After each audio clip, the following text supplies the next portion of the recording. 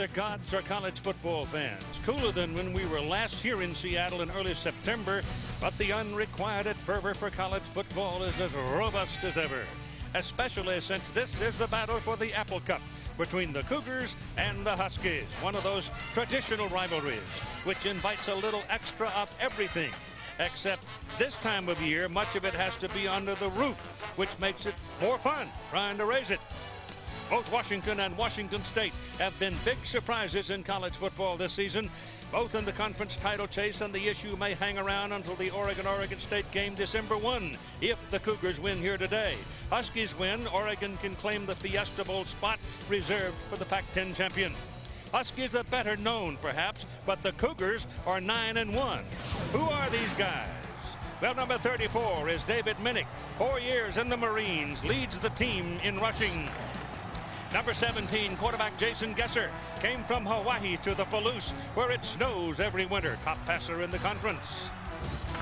Number 81, Nakoa McElrath, wide receiver. Close to 1,000 yards on 62 catches. And number 19, free safety Lamont Thompson, 8 interceptions this season, 22 career picks, a new conference record. And there are others, better than average depth. Mike Price and the Cougar coaches have had a season of smiles so far. But this is Husky Stadium, and the Cougars haven't always done so well here at Husky Stadium. Last time they won was 1997. And Washington, on their trip to Corvallis against Oregon State last week, took a thumping. So you figure the Huskies are going to be kind of cranky when they take the field today. So let's get to the X's and O's right now with Tim Brandt and start with those quarterbacks. What a great place to start, because they're both banged up, partner. And this is one of those games. It's not who starts the game, but who finishes. Everybody knows Jason Gesser for Washington State has taken some tremendous hits the last couple of weeks. He wasn't cleared for this game until Tuesday, but he says the head is clear, the arm is strong, and this is the #1 passing attack in the Pac-10. On the other side of the field, Cody Pickett. He's been playing with a bad shoulder the last several weeks. He says the shoulder is fine, and it better be, because he's going to have to run the option. He's going to have to hit some receivers because they have been one-dimensional. Last week, it cost him against Oregon State. But the two stars of this game, guys like Larry Triplett and Lamont Thompson. Now, Larry Triplett's going to be double-teamed the whole game, I can tell you that, partner, but he's got to cause disruptions. He's got to get in passing lanes. He's got to cause havoc. On the other side, Lamont Thompson, 22 career interceptions, 8 this year. Washington's going to have to pull him up in the box and then try to throw over him. Well, this is the 94th game between these two teams. It's a kind of a game you never forget. It's the kind of a game that causes, in every household, a set of Steely Blues across the oatmeal. Spin, spin, spin the globe. It's your turn to spin the globe. Spin. All around the world, Siemens provides hospitals and doctors with the tools they need to make the right decisions right away. From diagnostics to patient information to care management, we're doing our part to help people everywhere feel better. Spin, spin, spin the globe. It's your turn to spin the globe.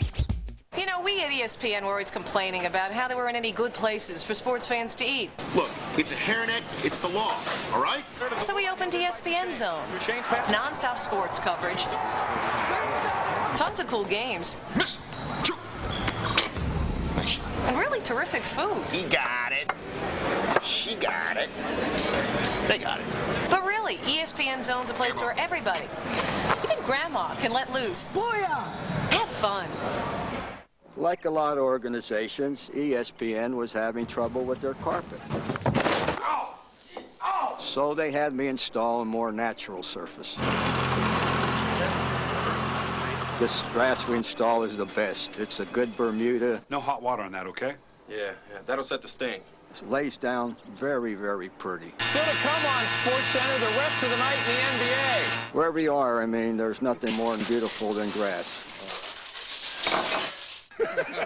He's a field goal kicker. What's so amazing about a field goal? It's 63 yards under pressure. Under pressure? Pressure? I never said more than 5 words to a field goal kicker in my life. Like, go get me some water. And hurry. Guys, look, I got $40. Says none of y'all can hit from half that distance. You got it. I'll take that. It's a bet. Guys. I believe you're up. Pretty far.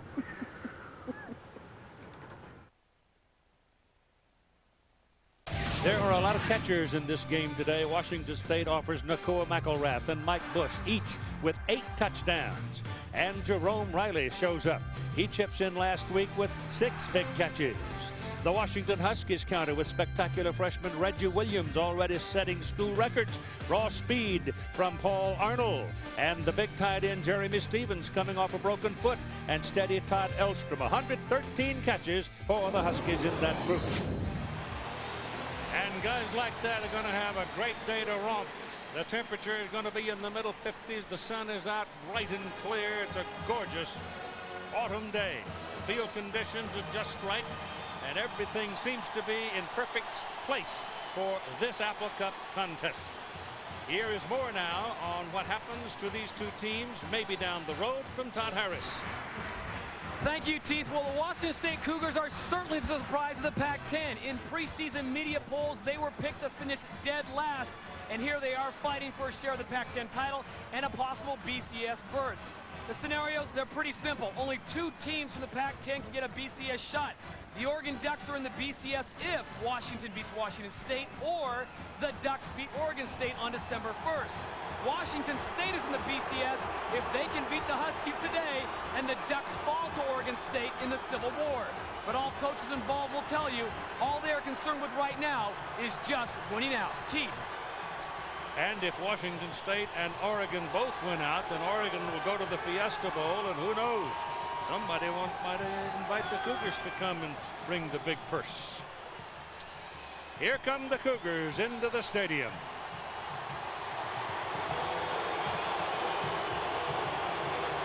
Nine and 1. Mike Price, 13 seasons at Pullman, 8 seasons at Weber State, dean of the Pac-10 coaches. He's 3 and 9 versus Washington, 72-74 overall. He's talking now to the referee, Jim Springer, and I bet you Jim Springer's questioning whether or not he wants to complain about the game being a little late in starting. But knowing Mike, I bet you he said no. Well, he's also a smart coach. He knows that if he says yes, that this guy right here is going to use that with his team to incite the Huskies even more. Neuheisel in his 3rd year at Washington, 25 and 8. Rick won the Rose Bowl last year with the Huskies, beating Purdue. He was at Colorado 4 years before coming to Seattle. He has never lost to the Cougars. So this table is set. The seniors have been introduced, and we're about ready to have ourselves a cracking good college football game. Keith, what makes this so much fun is the fact that there are still so many questions. Washington getting beaten up last week by Oregon State. How will they respond? Washington State rather comes in with that 9-1 record and so much at stake. We talked to them yesterday. They were loose as gooses. They acted like, hey, we're going to win this thing. It's already a done deal.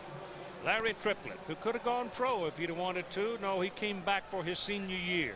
And yesterday he told us how he feels about it. I'm glad that I had this opportunity to play in games just like this. And believe me, this is so special for this game to mean so much. And for it to be my last home game and have so much riding on it, it's really making this all worth it for me to come back here and experience this. Well, here we go already, partner. There is a flag, there is a delay of game, and I guarantee you that will really incite the Huskies.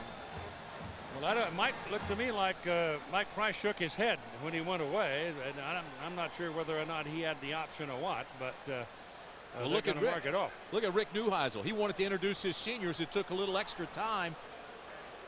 And so he's furious. Jim Springer, incidentally, this is Jim's last game after 31 seasons in the Pac-10. Well, it's not a happy beginning, but wow, it may be an automatic rule. Well, if it was automatic, I don't know why they would have been talking to Mike Price unless to explain it. Washington won the toss and will receive. But they probably will have a little chance at run back because from midfield they're almost surely going to kick it into the end zone. There's the other thing it brings in here. The flag also brings the crowd in. It was just announced to them that the penalty will be on the kickoff, and so you hear the boo birds. Well, now we're told that Mike definitely said yes. So we begin this one on a little bit of an antagonistic tone. Without a doubt. I don't know whether you could add anything to what we already had anyway. They were pretty jacked up when they got up this morning. This is great. It doesn't get any better than this. Washington State 9-1, Washington 7-2. Last home game for these seniors here at Husky Stadium. Washington State trying to get that 10-1, and a win today gives them a share of the Pac-10 title, and it's just special. You normally don't have a chance to return kickoffs from Adam Holliday because he's got a big leg and he's been carrying it goal line deep and sometimes beyond the field of play all season long. Rock Alexander is the man I'm sure the Huskies would love to have the ball. He's standing back inside the 5-yard line, expecting Holliday to hook it a little bit, but he's giving him some room on the left-hand side. Alexander, the fastest guy on this team. And we're ready to go. Game number 94 between the Cougars and the Huskies. It's high and it's way back. And he started to come out and then comes up to the goal line and stops. And here we go with the Husky lineup now. Cody Pickett is your quarterback. Cody is in his first season as the starting quarterback. 9 touchdowns, 8 picks. He's run for 5. And he's a tough guy. Sophomore at 210 pounds, 6'4". We'll find out in a hurry how sound that shoulder is. Talk to Rick Neuheisel. He says, listen, he is a tough guy. I asked him about it. He says it's fine, but you can tell in that shoulder there's pain. And particularly last week, it seemed that it bothered him more than it had in the previous game. He's going to throw on the first play of the ball game. And he wings it to the sidelines, and he throws it hard and low and misses Paul Arnold. The backs and receivers. Willie Hurst will be your tailback starting. Ken Walker is at fullback. Kevin Ware has improved very much at the tight end position. Reggie Williams, a brilliant freshman. And Paul Arnold has blazing speed, a converted running back.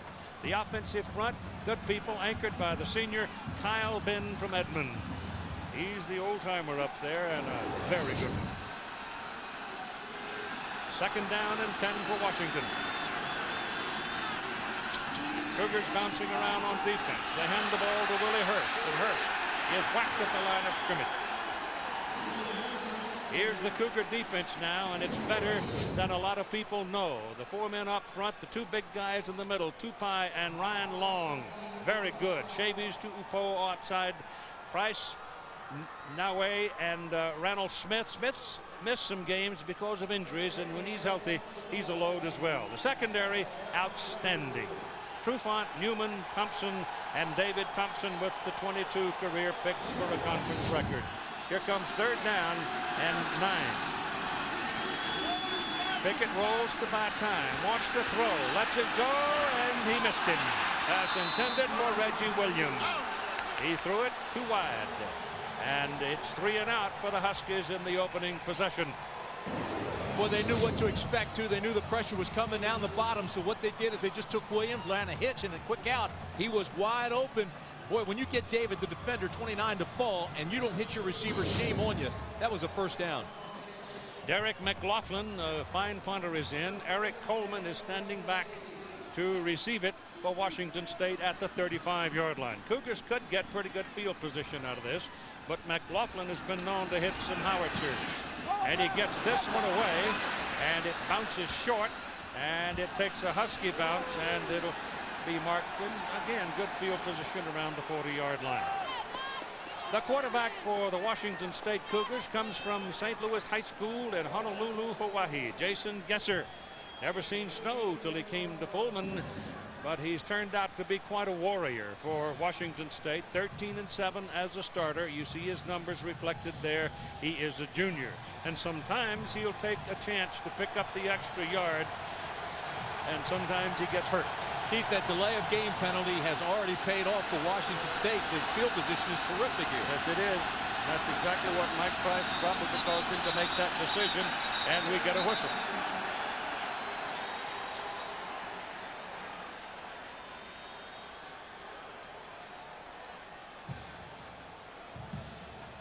Prior to the snap, false start, offense, 5-yard penalty. Mark 1 for the crowd. False start, so they lost the composure a little bit.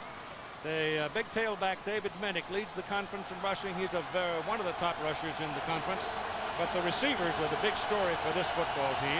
The offensive front, pretty good. And they run the ball on the first play with Minnick being stopped short. Got it just across the 35 and picked up maybe 2 yards on the play.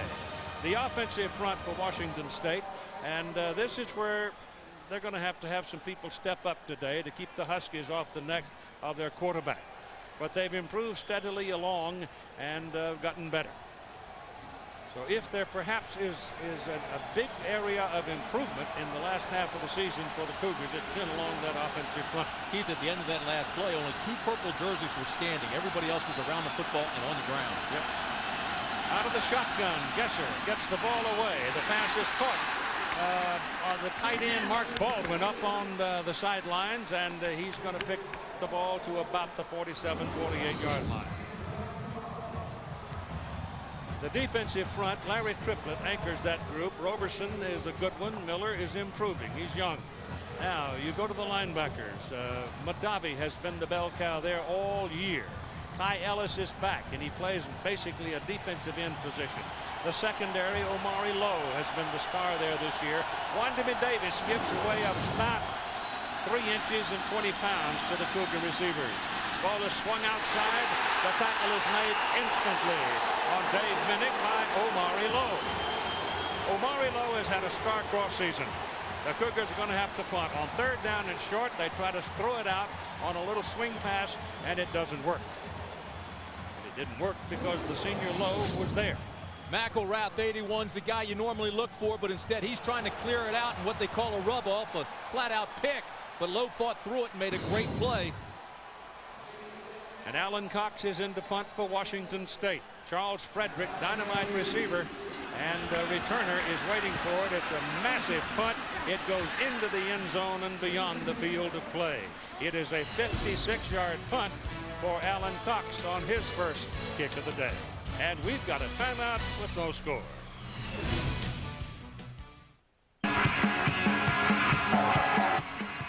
Oh, sweet.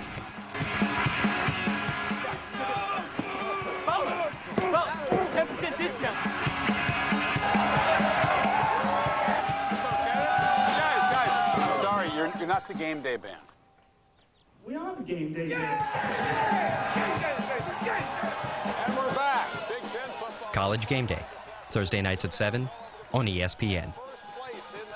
Every Wednesday night from 9 to 11 is Wednesday Night College Football. It's Game of the Night, only on ESPN Classic. Classic rivalries. Classic legend. Classic bowl. The Snake does it again. Touchdown, Nebraska. The only place to be for the greatest games in college football is ESPN Classic. Wednesday Night College Football, every Wednesday night from 9 to 11. It's college football season, and that means Classic Friday Tailgate, only on ESPN Classic. Every Friday from 1 to 7, witness the greatest game. Touchdown, the Snake does it again. The greatest players and the greatest rivalries in college football history. It's the Classic Friday Tailgate, every Friday from 1 to 7, only on ESPN Classic. Every Saturday, ESPN News is the place to be for college football news, highlights, and scores. Somebody needs an update. I think that's you, the viewer. Constant updates with real-time scoring, in-progress highlights, immediate post-game reaction and analysis, including news conferences and the most comprehensive statistics anywhere on television, featuring a unique bottom line that never goes away. The only place to get it is on ESPN News.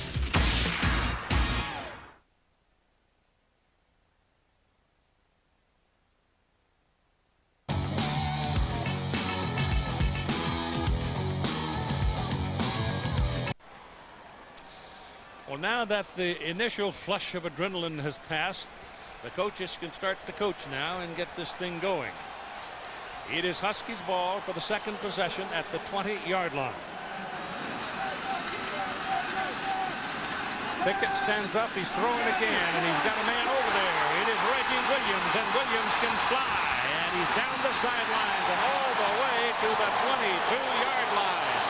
Lamont Thompson finally brought him down. Huge play for the Huskies. 58 yards. Last week, Washington receivers couldn't get off the line of scrimmage. Oregon State was jamming them right there, and the receivers couldn't get off. They worked on it all week. Now watch what happens here. Here's Williams. He's working on the Coleman. 27. Coleman can't hold him up. Williams breaks loose. Pickett waits patiently and makes the big play. Boy, they worked on it. It paid off. And that one goes to Williams, and Coleman couldn't handle it. Coleman's not going to handle it, period. Thompson's going to have to pay more attention to him, I would bet you. From the 22-yard line, first down, go to Willie Hurst. Hurst breaks the tackle, and then he is brought down by Lamont Thompson. Coming up, that free safety making another tackle near the line of scrimmage. But not before Willie's picked up about 5 or 6. This is the Huskies' second series, and I'll say this about the Cougars. It is critical for State to put on a good pass rush on Pickett today. The Cougs lead the Pac-10 with 34 sacks. They've got to get that pressure today on Pickett, or he will tear them apart. Alexis is in at tailback for Washington.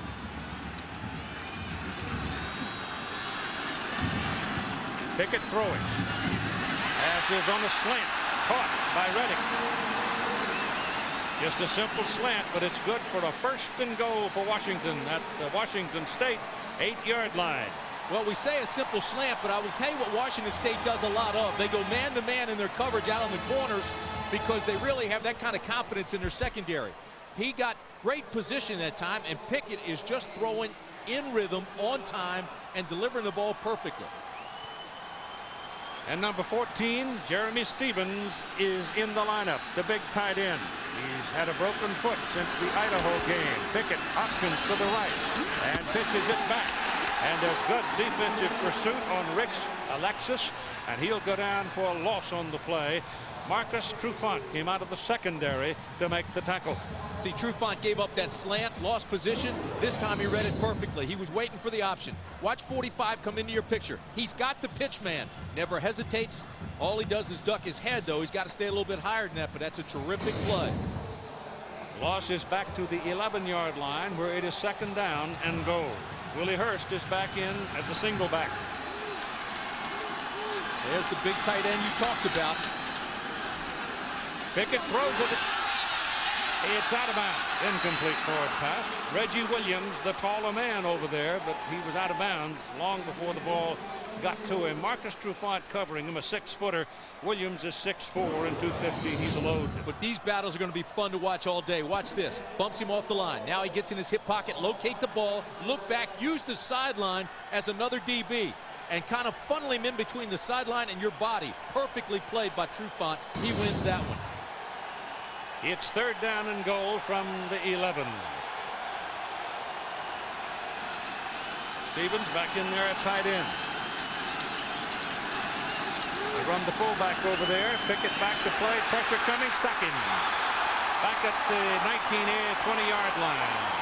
Isaac Brown flying through from an outside position, field side, and just nailed it. Isaac Brown is like a designated blitzer. Every time he comes in, he's coming on the blitz. He's got 9.5 sacks now. He's quick.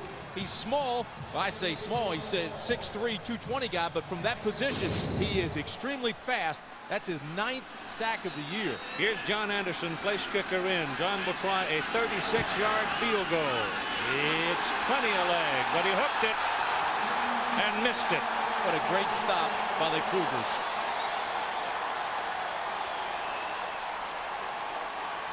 So they miss an opportunity to get on the board, and Washington State will take over the ball. 9:48 to go in the first quarter. Spin, spin, spin the globe. It's your turn to spin the globe. Spin it, spin it, spin it. All around the world, Siemens helps companies prosper by providing them with systems and controls that assure quality regardless of quantity. Whatever the product, wherever consumers consume, we want to help them savor life better. Spin, spin, spin the globe. It's your turn to spin the globe. Put yourself in the hot seat of ESPN's 2-minute drill. Feel your heart pump and your adrenaline build as you race the clock. Now you can be in the hot seat at home. ESPN's 2-minute drill, the ultimate sports quiz show, comes to the PC with ESPN's 2-minute drill CD-ROM. Test your sports knowledge with host Kenny May and other ESPN personalities such as Rich Eisen, Tom Jackson, and Charlie Steiner. ESPN's 2-minute drill CD-ROM. Available wherever software is sold. The yellow one is Pikachu. He's a Pokemon. Then who is Digimon?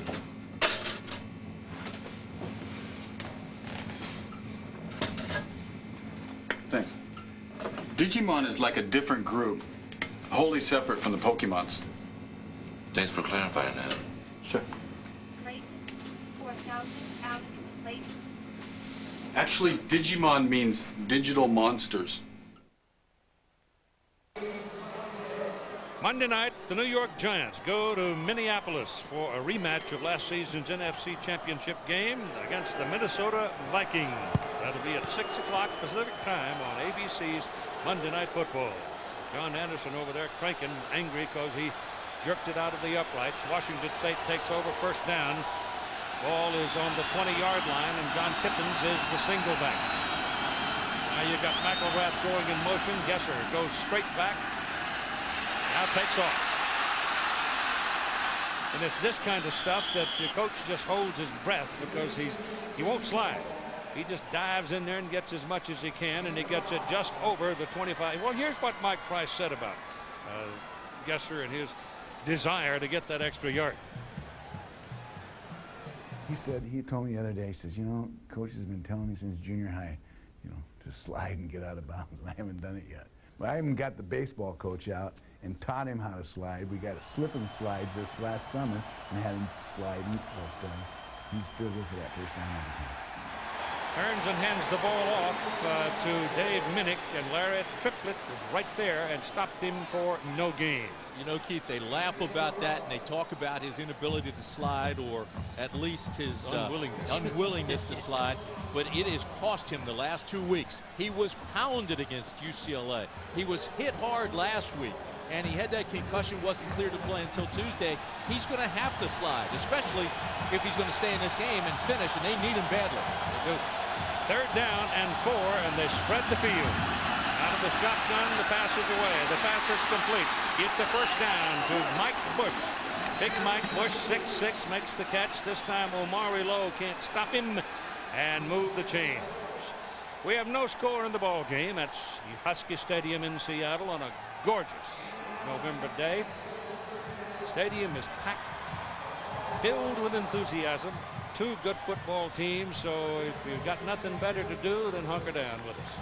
You know, everybody talks about Mike Bush and his leaping ability and his basketball prowess. He used the old spin move to get open that last one. Ball is just across the 35-yard line. Gesser, little play action, gets it away, got his man over there. He tries to get past that first defender, but the gain is going to be up to the 40-yard line for 5 yards. And we're off to New York City and John Saunders. Keith, in the Burger King update, Kentucky facing Tennessee, an offensive explosion here. Jared Lorenzen, 62 yards to Anthony Kelly. This after Tennessee had taken their first lead of the game. This ties it at 35 apiece. At one point, Kentucky led this thing 21-0. Keith. Wow, 35. Second down. Keith, look at this, Keith. They spread you all the way across the field.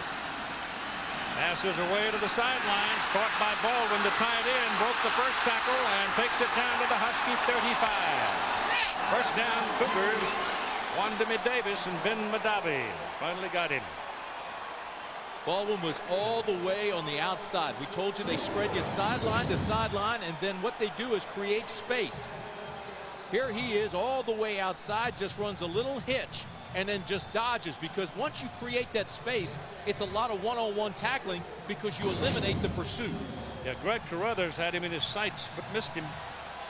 Put it on the Husky 34, first down for the Cougars.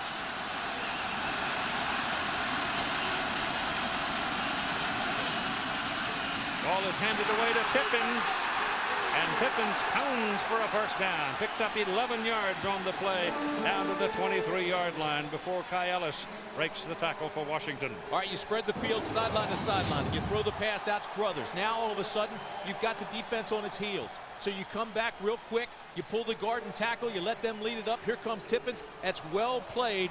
And now you're mixing your plays. You got the defense on its heels a little bit. Their head is on a swivel. You've got the advantage offensively.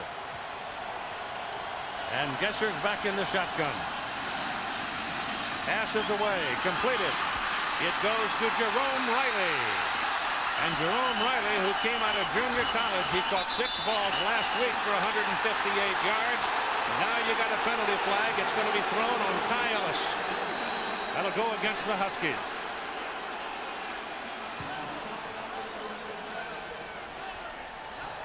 Ellis is playing out there with bad knees. He's a gamer.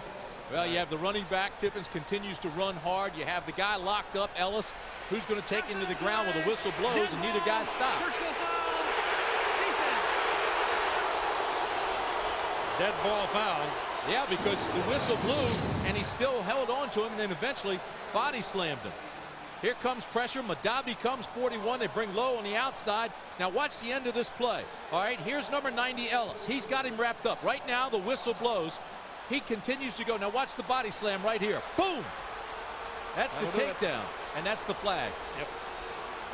First and goal, Cougars on the Husky 5.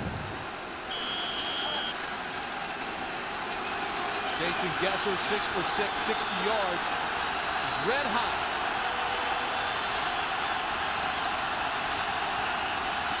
Pitch comes back.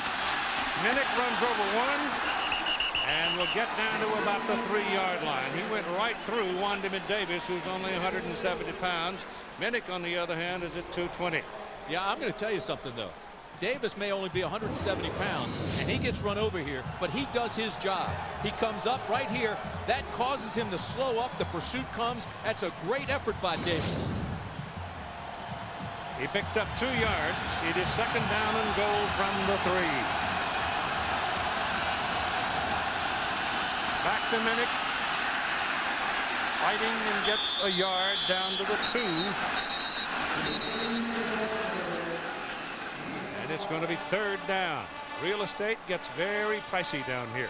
Yeah, but I tell you what, he's tough, and they put a lot of beef in front of him. What they're going to do is they're going to take these guys, they're going to pull them, and then he comes up right off their butt. Watch this.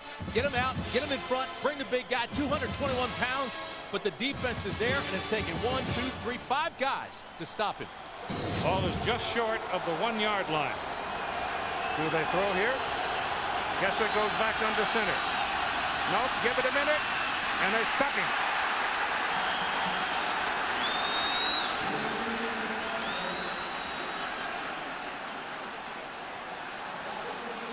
Jamon Willis and Ben Madavi. Now you've got Tippins in the backfield with you for an extra blocker. Here he is. Load him up and take him in and go right on his butt. But another fine job by the defense playing short yardage. The ball doesn't break the plane. 4th down, and State's going for it. You got a foot to go. This is a gut check, test of wills right here. Defensively, you got to guess. I don't think he made it. Stop it. Madavi hit him right at the top of the pile.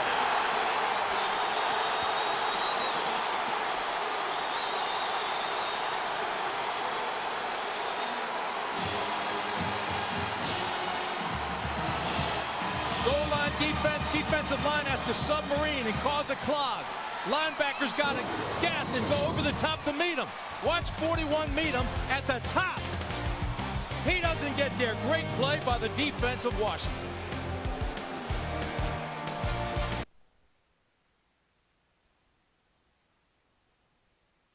Career pass attempts, completions, 300-yard games. He's had 9 of those. 400-yard games. He's had 4 of those, including.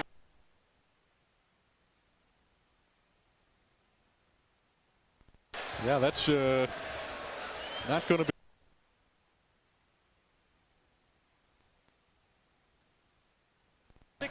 Possessions a game. Each offensive coach would like to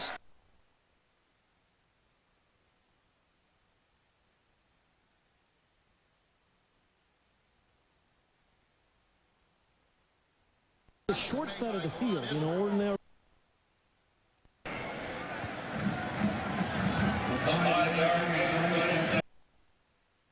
Ball game, you just wouldn't run out into the field without a game plan, even though it may be 4th and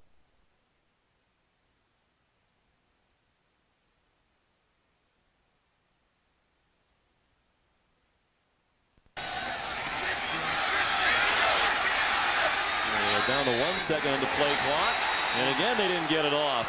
Apparently wanted Ricky Williams to go in motion. It's been a very different story. The worst had to be when Dan spilled clam chowder, Manhattan clam chowder, all over Reese. Had his best show ever.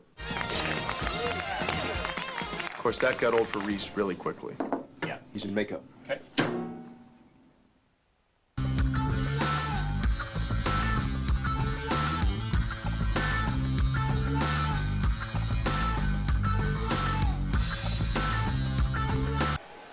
There's the man that was at the top of the stack along with Carruthers and others, and they stop the Cougars, and the Huskies take over on their own 1-yard line. And they try to wedge it out to get a little daylight, and they'll get a yard or so, and that'll do. Washington State, Keith, had 1st and goal from the 5, 4 running plays, 4 yards, don't get the touchdown. But again, the defensive line's got to create a pileup. Then the other guys behind that, the linebacker 41, here comes Carruthers. I'm telling you, it doesn't get any better than that. But you've got to guess, and you've got to dive over the pileup and meet them. First, Madavi's there, then the Carruthers out of the safety spot. That is textbook goal line defense. Ball is on the 2, 2nd down and 9 for Washington. Pickett throws it. Almost picked, caught by Reggie Williams.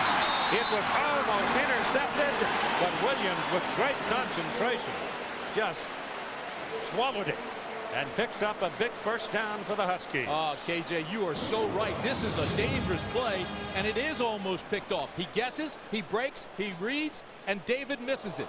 All right, so he gives up the 1st down. They move the chains. Had he made that pick, boy, that's a touchdown. You better take that one to the bank. Dangerous, dangerous play. Washington got away with it. David just missed it. Pickett had a lot of heat on the ball, too, boy. He drilled it. 1st down, ball is up on the 23-yard line.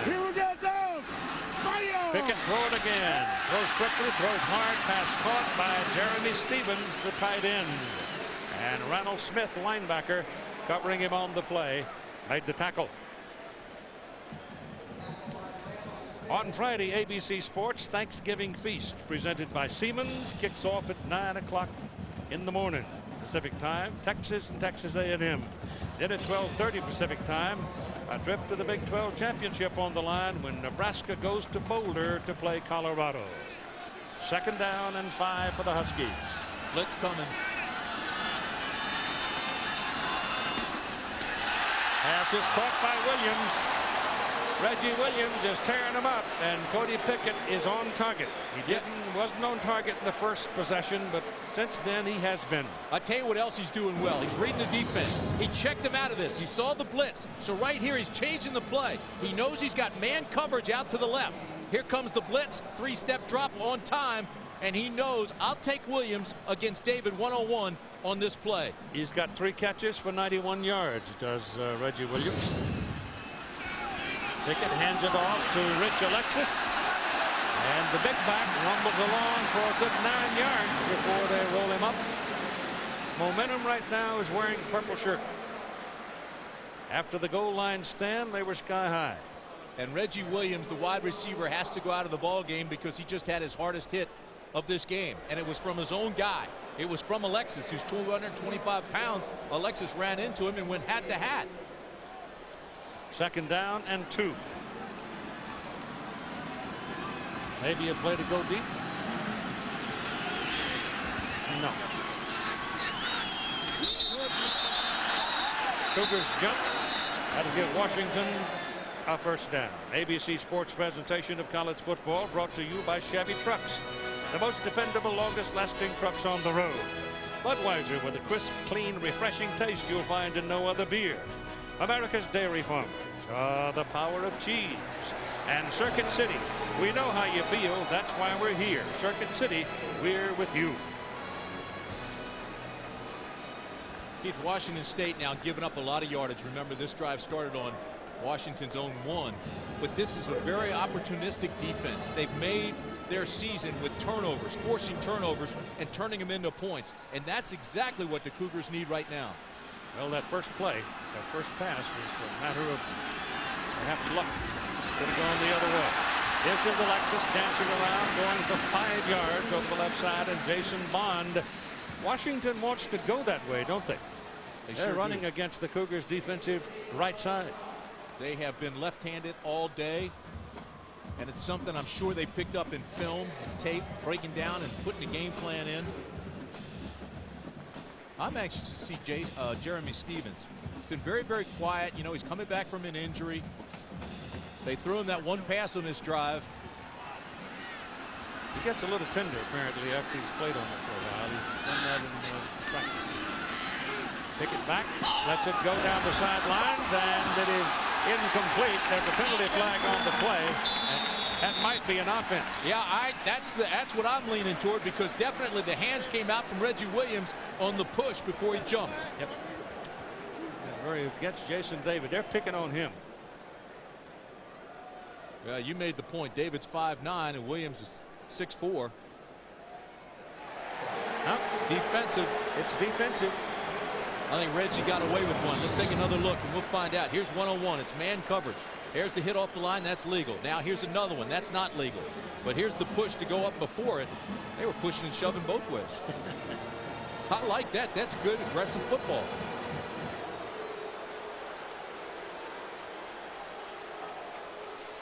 Williams took a look at the end of it too, didn't he? Yep. Jason David can't play it. He's not big enough.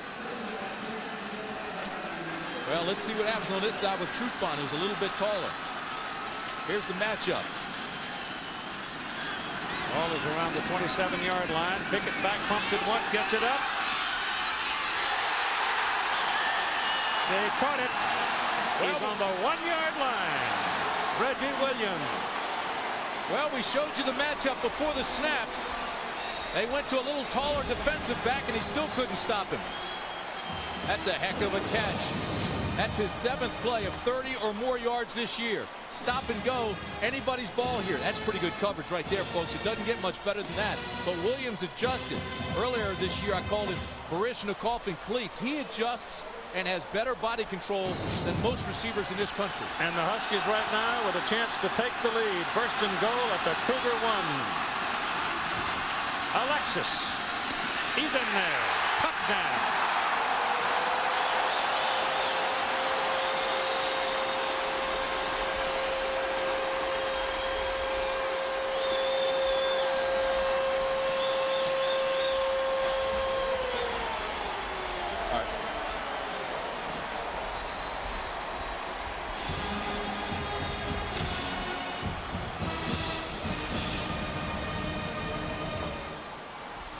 Rich Alexis didn't jump. He slid to the right and found the crack.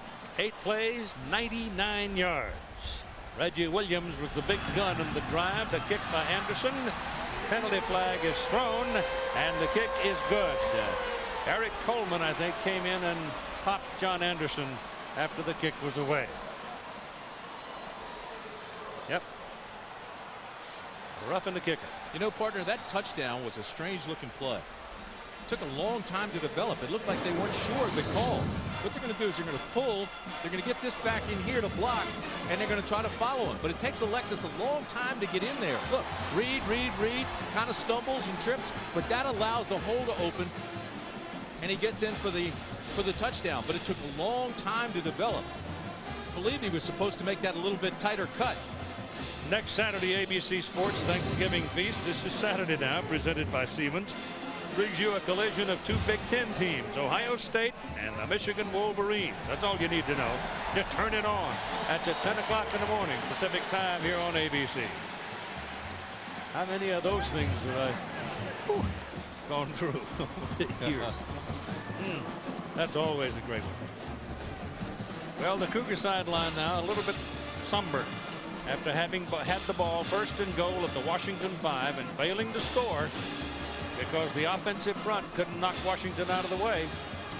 And the Huskies turn right around and go 99 yards to take the lead. Let's not forget what Mike Price said yesterday.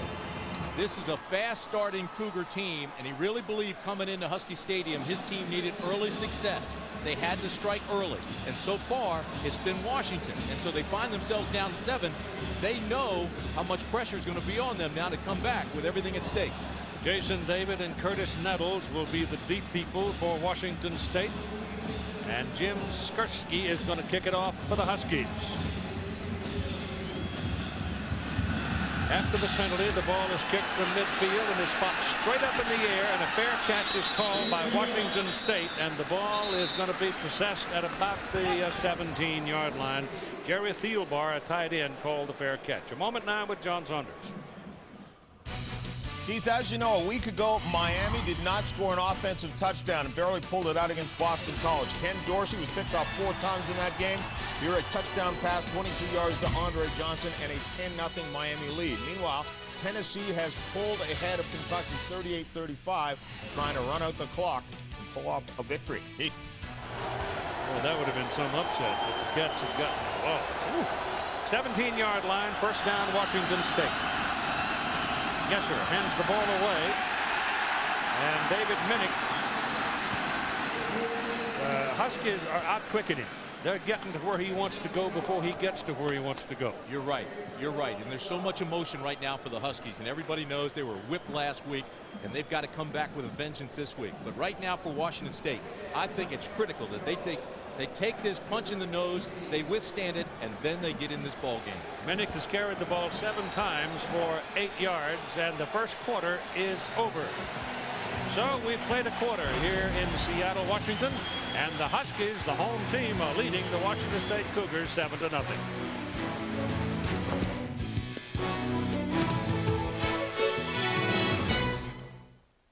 Kent, and I'm here to talk about ESPN the magazine. You know, when they first asked me to do this, I was pretty excited. They could have had just about any athlete. So to choose me is really something. It's humbling to be able to give something back.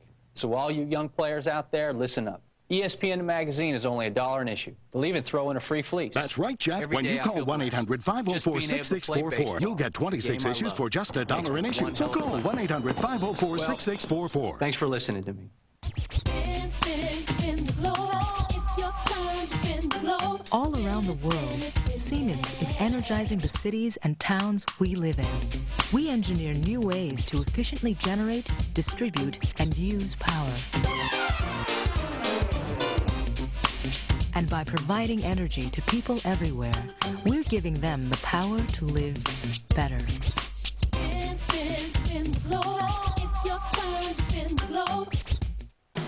There's only one neighborhood where the legends compete in the greatest games in history, ESPN Classic. Only ESPN Classic has the greatest games from the NFL, baseball, NBA, NHL, NASCAR, and fights from the largest boxing library in the world. Call 1-800-CLASSIC to get all your favorite classic sports. Plus, Sports Century, the Emmy and Peabody Award-winning series that profiles the top 50 athletes of all time and beyond. To get ESPN Classic, call 1-800-CLASSIC today.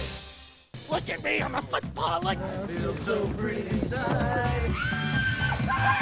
Kirk, look, it's you and me. I have to go. I'm sorry. It's you and me, Kirk. I'm a football. Look at me.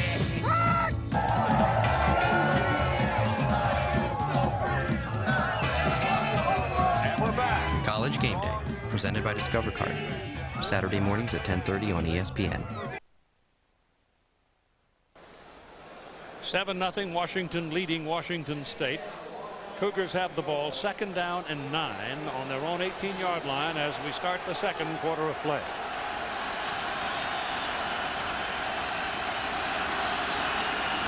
Gesser gets the pass away, takes a punishing blow, and the penalty flag. Penalty flag, it looked like it might well be on the defense. Omari Lowe jousting with Jerome Riley. I can't figure these pass interference calls out anymore because they're so, you know, it's up to the discretion of the official. His take on it, they were both pushing. Pass interference, defense, 15 yards from the previous flag, automatic first down. Here, let me show you what I mean, because you'll see both guys pushing and shoving. We saw Williams get away with an offensive a little while ago, Here are your guys right here, bottom of the screen. There's one push, there's the other push, and it's on the defense. So it's on Amari Lowe. Here's the right hand.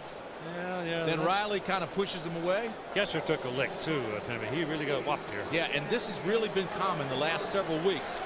He's been getting pounded. Jamon Willis laid one on him. It is, however, a first down up at the 33-yard line for Washington State. Crowd trying to help the defense here. Gesser back to throw. Lets it go down the left sidelines, and it is incomplete. The pass intended on the far sideline, and a foot race with Chris Massey winning it over McElrath, I believe it was. Folks, let's take a look at the Pacific Life game summary. Let's take you back, 1st and goal at the 5 for Washington State. 4 straight running plays, don't go to the passing game at all, and goal line defense makes the stop. Washington took over on the 1, went 99 yards for the score, and that's where we are. McElrath has been quiet so far in the ball game.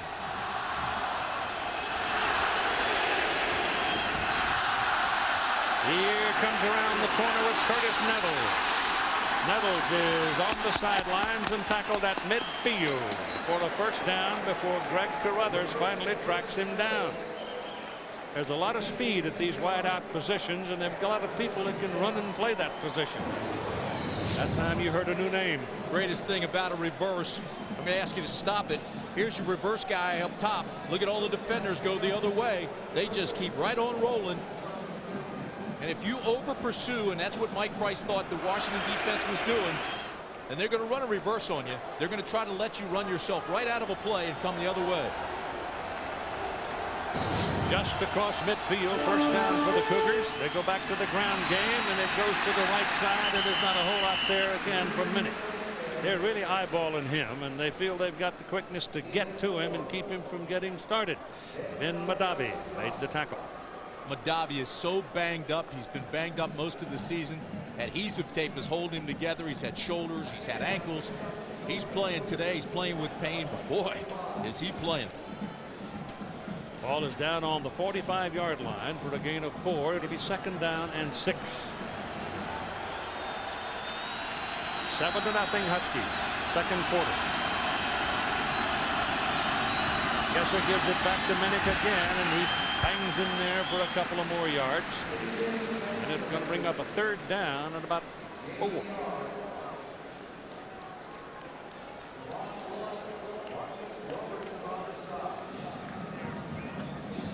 You mentioned McElrath. He has really been quiet. No catches yet. They haven't even looked his way.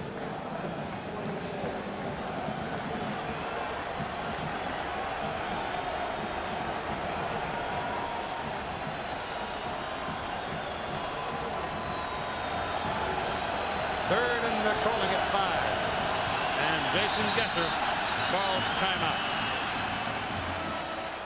He didn't have what he thought he had. And rather than work on a bad call, he took the timeout.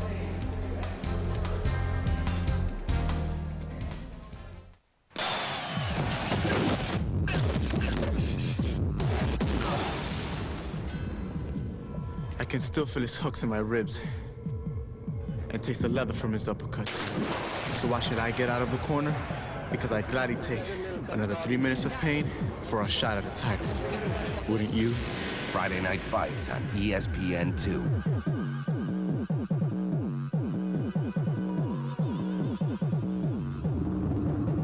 All right, Mike, hour 32 of ESPN Radio's Hands on the Heisman contest continues, and so far we don't see any quit in any of these contestants. Except for me. They quit soon. 32 hours. This is amazing how long they can stand there, let alone stand with their legs and then hang on to something as well. It's very impressive so far. I couldn't do this. It's not so much the endurance, it's the ability to withstand the boredom. For a check of the ESPN radio station near you, go to espnradio.com. Una nueva era en televisión deportiva está aquí. ESPN Deportes. Ahora ESPN es en español. Los domingos por la noche no se pierda Major League Baseball. Y muy pronto la NFL y boxeo. Los domingos por la noche, cada palabra en español. Toda la acción de los deportes se encuentra en ESPN. Presentado por quienes mejor lo hacen. ESPN Deportes, los domingos a las 7:30. Spin, spin, spin the globe. It's your turn to spin the globe. Spin it, spin it, spin it. All around the world, Siemens is helping people work together, even when they're not together. From next-generation internet to mobile business solutions, we're giving people the freedom to communicate better. Spin, spin, spin the globe. It's your turn to spin the globe.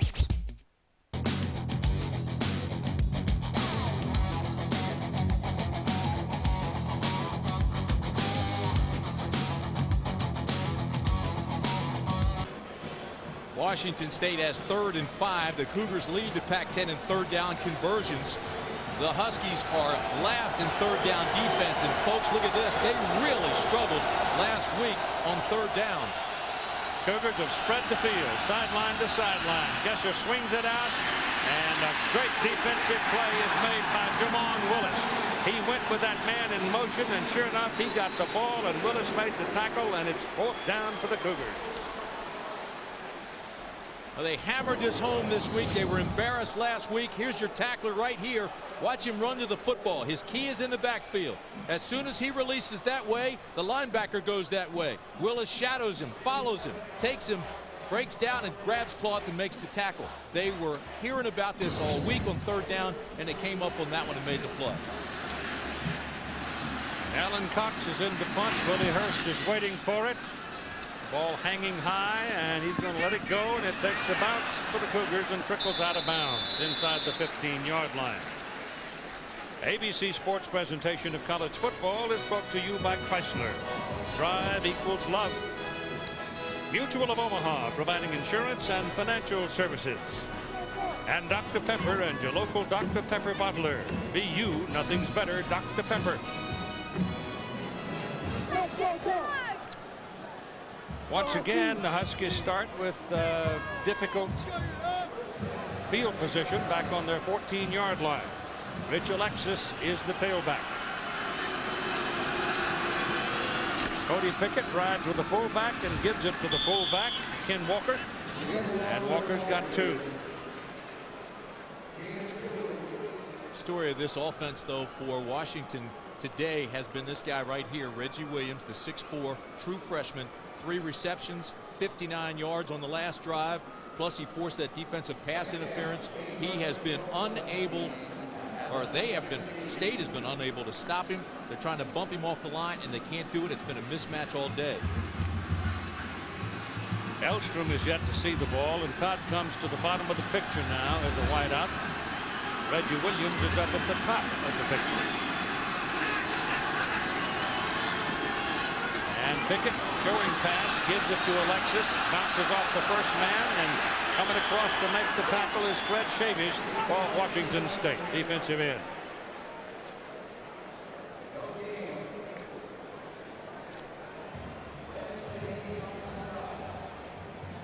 So we're looking at 3rd and long now, 3rd and 8 for the Huskies.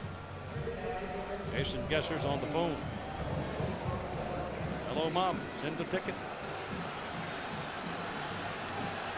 Huskies spread them out a little here. Pickett looks around, drops back, looks to throw, pumps, tackle, sack, 12-yard line. Lucky to keep the ball. It was Anchelonu who made the tackle. Anchelonu. Coaches have made an adjustment defensively. Give Bill Doba a lot of credit. Instead of playing man, lock on, and trying to bump the receivers off the line of scrimmage, look how soft they're playing now. Look at this. They're 5-10 yards off the ball. Now watch what happens when it rolls. They're back into passing. Blocked it. Picked up for the Cougars at the 25-yard line. Number 26 looked to be the man that got in there to knock it down. That would be Jeremy Buchanan. Games like this, special teams are always huge. They win or lose ball games. This is a little bit of a high snap. It really shouldn't have thrown him off that much. They just got great pressure. Came off both angles. Both corners got good pressure. The high snap may have just thrown it off just that split second.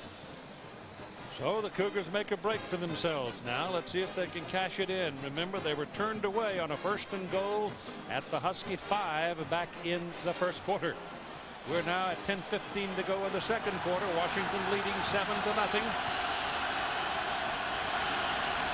And from the 25, Gesser spins his second timeout. So they've got one remaining here in the second quarter of play.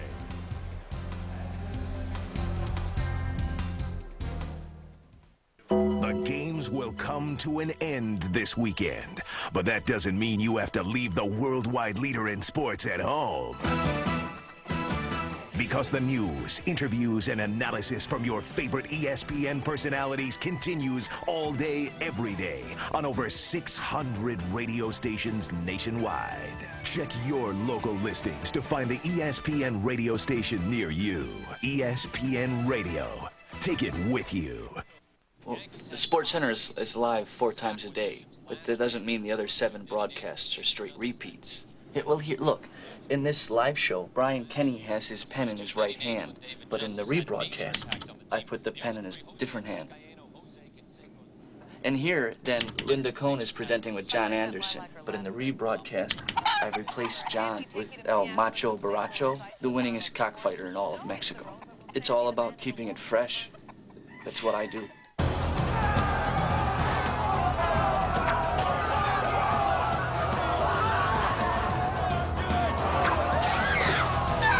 Coach's room. Nice.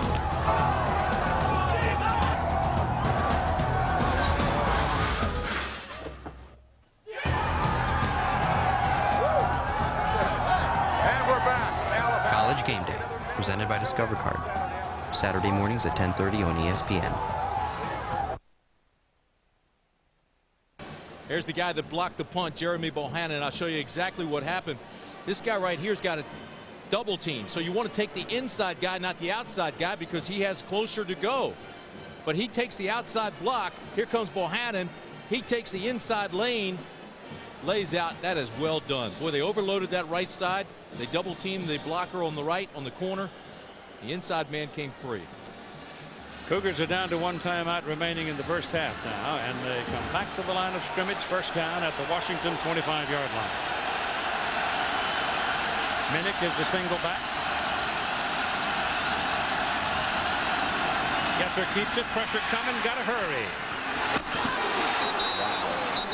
Jeremy Thielbar, the tight end, Omari Lowe, got him. And again, a tremendous blow laid on the Washington State quarterback, Gesser. Now time for the Aflac trivia question. Who has rushed for the most yards in a single game in this Washington State series? We'll tell you in a little while.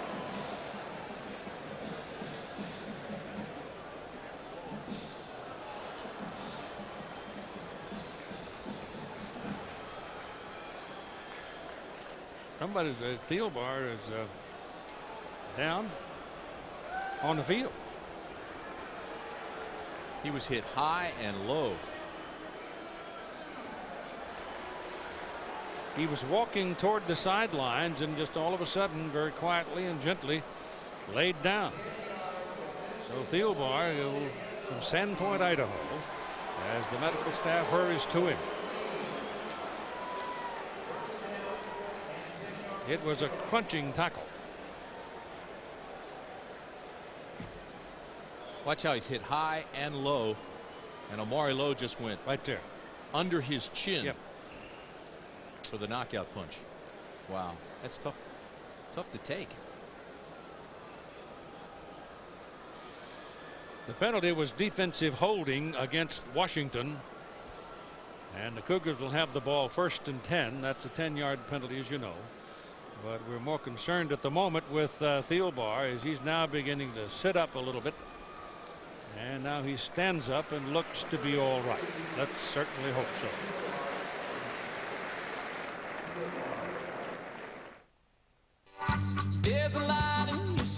A little bit of celebrating does not bother me. The game itself is fun.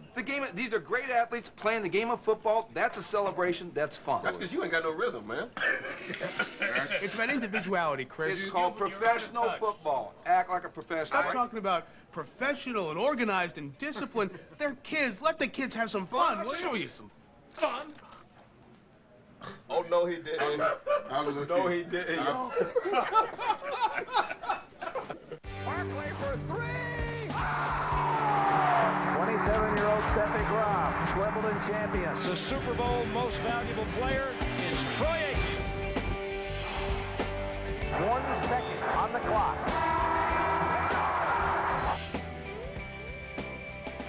Dallas touchdown.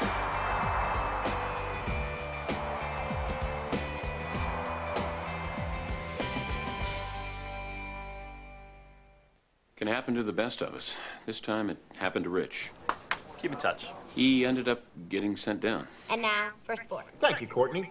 All JV wrestlers must return their uniforms to Coach. He was a real asset down there. His maturity, his experience. Miss Jison, could you buy some beer? Okay, when I go like this, that's your cue. No. Please? No. Come on. No. Do you even go to the school? Because you're not supposed to be on the show unless you go to this school. But we're glad he worked his way back to the show, and I'm sure he is too. So, let's see some James K. Polk spirit. Spin, spin, spin the globe. It's your turn to spin the globe. All around the world, Siemens provides hospitals and doctors with the tools they need to make the right decisions right away. From diagnostics to patient information to care management, we're doing our part to help people everywhere feel better. Spin, spin, spin the globe. It's your turn to spin the globe.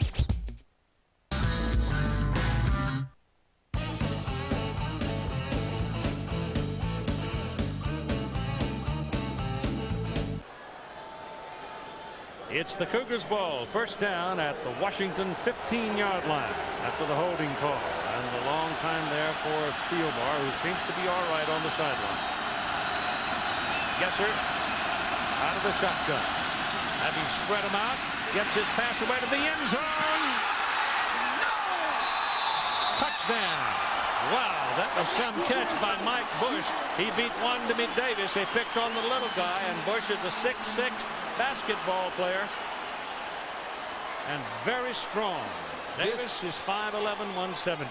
This is a play that Washington knew what was coming. Every time they get in the red zone, they like to throw the jump ball to Bush. Not only is he 6'5", 6'6", but he has that great jumping ability. Everybody talks about his basketball skills, but this right here is just a great catch that he made for the touchdown. Great hands. Drew Dunning to tie the score. It's good. So with 10 minutes and 3 seconds to play in the first half, we are even. The Huskies scored first. The Cougars turned away from a first and goal at the 5, and now they finally punch it in. Bush with a terrific catch, because this is pretty good coverage right here. He'll just go down like that. But watch the coverage, and the ball is just thrown perfectly. It's a strike. There's the out. There's the coverage. There's the catch. Doesn't get much better than that. They love to throw to him in the red zone. Mike Bush is their go-to guy. We're seeing a whole bunch. Teo Johnson at Stanford, Williams here at Washington, people who are capable of soaring into the heavens. I asked Rick Neuheisel if we're going to have a whole new generation, different kind of receivers in college football. There's coaches who are opening their minds. You know, the scholarship numbers are down. Let's find places where we can get some athletes. And certainly basketball's got a bunch of guys that can play. Baseball players are going to get a chance to play. And don't necessarily just stay within the dots all the time. Let's figure out ways to move the ball. Athletes. Yep. That's what they're putting in there, and that's his 9th touchdown of the year. High hanging kick to the 5-yard line. It's taken by Rock Alexander. He's the speed burner. The Cougars cover him and stop him short of the 20-yard line, and you've got a penalty flag.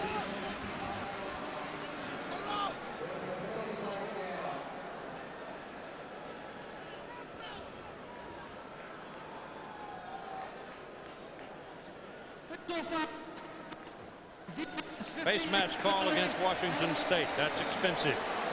Earlier we asked you the Aflac trivia question. Who was it who had rushed for the most yards in a single game in this series. I'll bet you not many of you got it. Hugh McElhaney did it in 1950 when he ran for 296 yards and 5 touchdowns. And he did it without a face mask. I remember it. I was a freshman and I was cranky for a week. Did they? He was a great back. They had face masks then, though, didn't they? Bars, single bars. Yeah. Hughes was a great player. Pickett, pass, good. Williams again. It's become the Reggie Williams show as far as the Washington offense is concerned. And here's Todd Harris. Well, Keith, you talk a lot about the great alums at Washington and Washington State. And Washington State may be known most for delivering great quarterbacks. Bledsoe, Thompson, Rippon, as well as some great journalists like the pioneer Edward R. Murrow and our own Keith Jackson. Take a look at some of these photos. He's a grad of the class of '54, and he was a freshman back in '50. And you could tell journalism was in his blood. Broadcast journalism. Please. Terrific. Terrific. I love it. I was never that guy. Oh, man. I looked at it. I thought it was Christopher Jackson.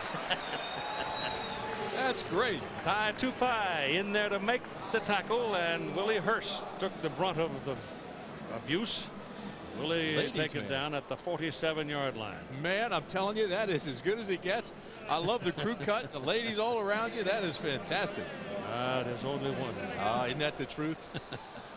And she is the best. Turian. 2nd down and 13.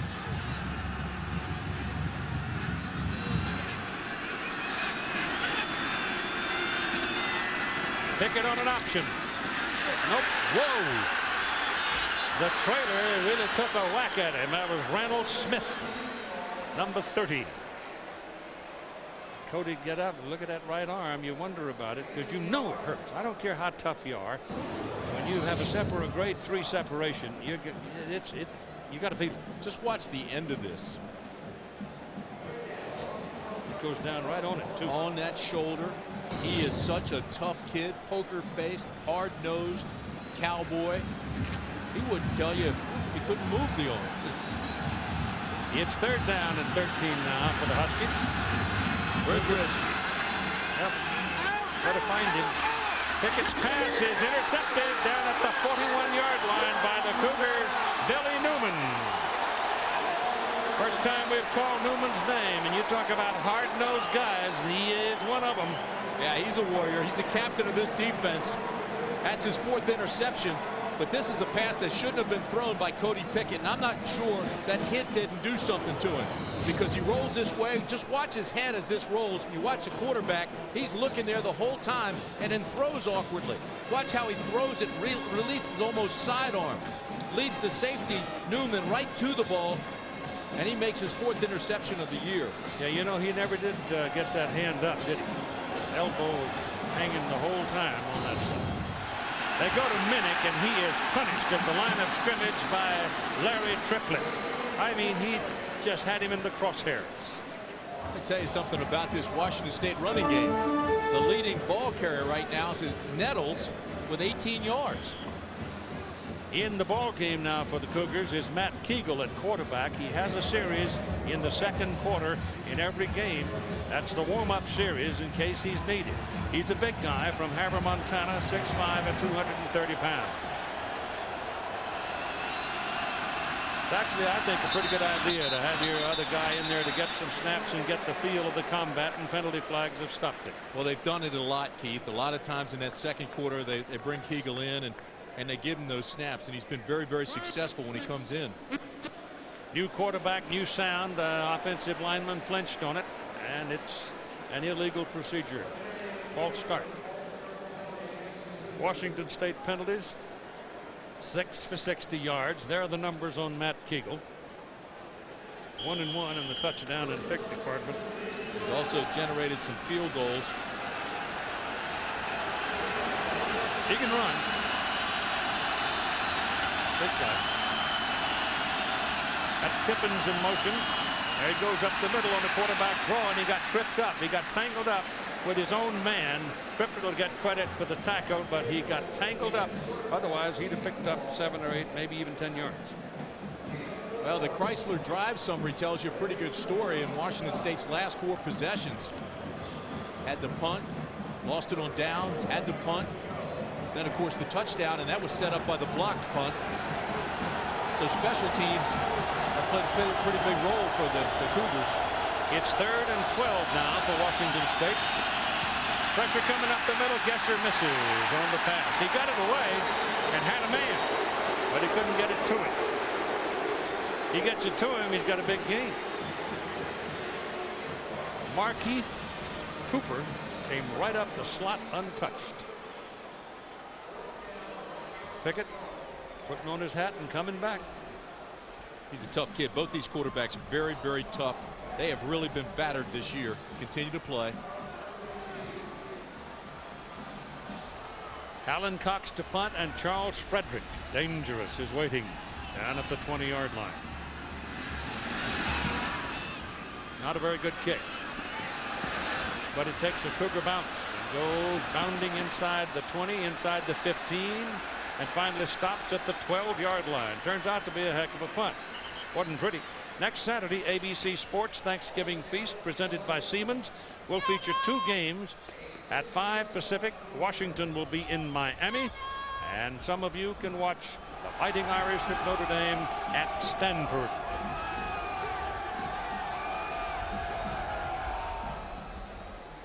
So once again, the Huskies have relatively poor field position, but remember, they scored their touchdown off a 1-yard start from their own one, going 99 yards in 8 plays. They try the run in traffic, and Willie Hurst is going to be stopped back around the 8-yard line for a loss of 4 on the play. There was tremendous penetration that time by the Washington State defense. Saw the numbers on Cody Pickett. They're pretty solid. They're getting everybody involved, but the starting field position is what's really hurt them, starting on their own 17. That's not the good way to do it, although the 1 touchdown by Washington, they started on their own 1.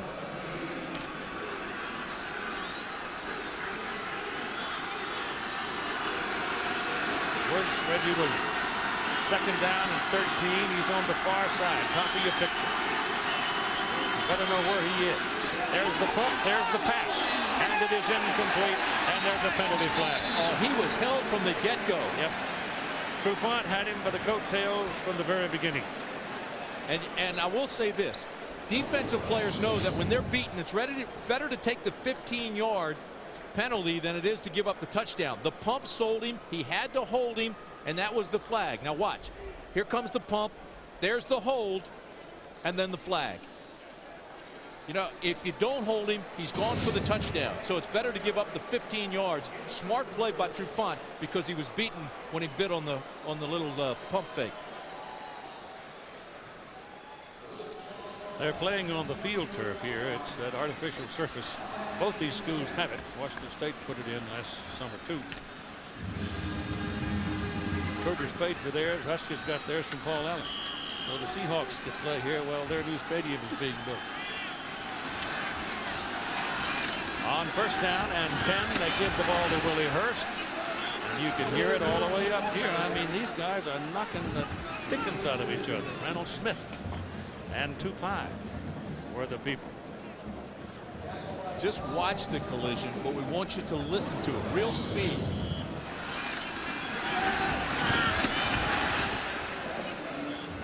Whew. Helmet to helmet. If you're a defender, you love that sound. If you're an offensive player, it drives you crazy. Count your bones. Ball is on the 26-yard line. Now 2nd down and 8. And that'll help the cause. Jeremy Stevens, the big tight end, showing up. Moved the chains on it. Defending was James Price, linebacker. His 2nd catch, nothing fancy, 6'7" guy.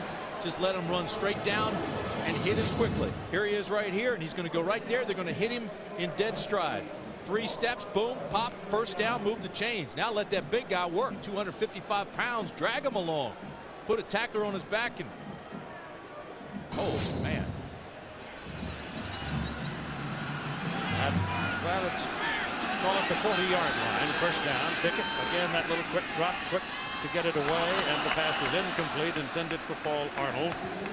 Arnold's been pretty quiet so far today, but he is so fast. You give him a crack and look at his hip pocket the rest of the day. Story has been Reggie Williams with his 5 catches, 133 yards, and Stevens, who has been out with the injury and he's been very, very quiet, hasn't given him a lot of production. He comes in now with 2 catches, and both have been big catches. The Huskies on the ground today, 15 carries and 8 yards, so they're in the minus column in the ground game. There's Reggie Williams, matched against Coleman. Pickett goes down the middle. It's tipped at the line of scrimmage. Coleman had good coverage, though. Yes, he did that time. You know, we're talking about the receivers. And this game, they had good receivers coming in. This is the way they came into the ball game. McElrath, 2nd in the conference. Bush, 3rd. Williams, 6th. Although he's going to move up after this great day he's having today. Arnold, you mentioned his speed. Elstrom, all those guys ranked in the Pac-10. So we knew coming in, this game had quality receivers. Todd Elstrom has not caught one today. That guy's been the story. He will. Penalty flag. Somebody moving on the right side of the Washington line. Or somebody might have jumped across from the Cougar side. Let's make the decisions with this man. False start against the Huskies. Jim Springer retiring after this particular game. After 31 years, Pac-10 football and Pacific Coast Conference football and AAWU football and all of that. His dad, Jack Springer, was also a veteran official out here and was the supervisor of officials at one time, and is in the College Football Hall of Fame. The Huskies convert only 38% of their 3rd downs, and they've got a long one here. Penalty flag again. Pickett's pass is caught by Williams.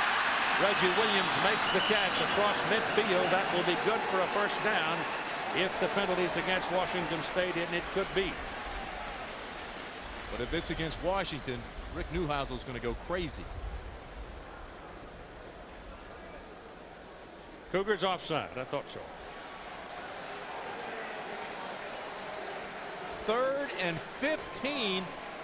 And the Cougars let him off the hook. Well, Isaac Brown is trying to blitz, I think, and he got caught in no man's land. Forget the penalty for a second. Again, Williams just beats Coleman. Gives him the in, turns his back on the out, and very smart for a true freshman. Knew exactly where he had to go to get the 1st down. But there's the jump. That's the penalty. Moot point. Terrific play by Cody Pickett and Reggie Williams. 1st down Huskies, 50-yard line. Williams now 6 catches, 148 yards. Pickett on a rollout. They run it. No, he throws it and throws it away. Todd Elstrom was in the neighborhood. Pickett was running for his life and didn't want to take more abuse, and he was about to get a load of it. You're so right. Elstrom was open, but he was so worried about getting hit. He really couldn't throw a good pass out there. All he needed was a little shuffle pass or a basketball pass to Elstrom. Tupai, all 332 pounds of him, was about a stride and a half from him, and you could, I'm sure the earth was shaking. He heard the footsteps, didn't he? Oh, man. I don't blame him. 2nd down and 10 for the Huskies. How often can you go to him? Until they stop it. They're going again. Oh, he got it and dropped it. He almost pulled off another miracle catch. He's remarkable. He is remarkable. And it's just not the catches, and it's not just the acrobatics, but watch the move. This is a very disciplined pattern. A little stop and go, which freezes Coleman just enough to get that step. And he believes if I'm even, I'm leaving.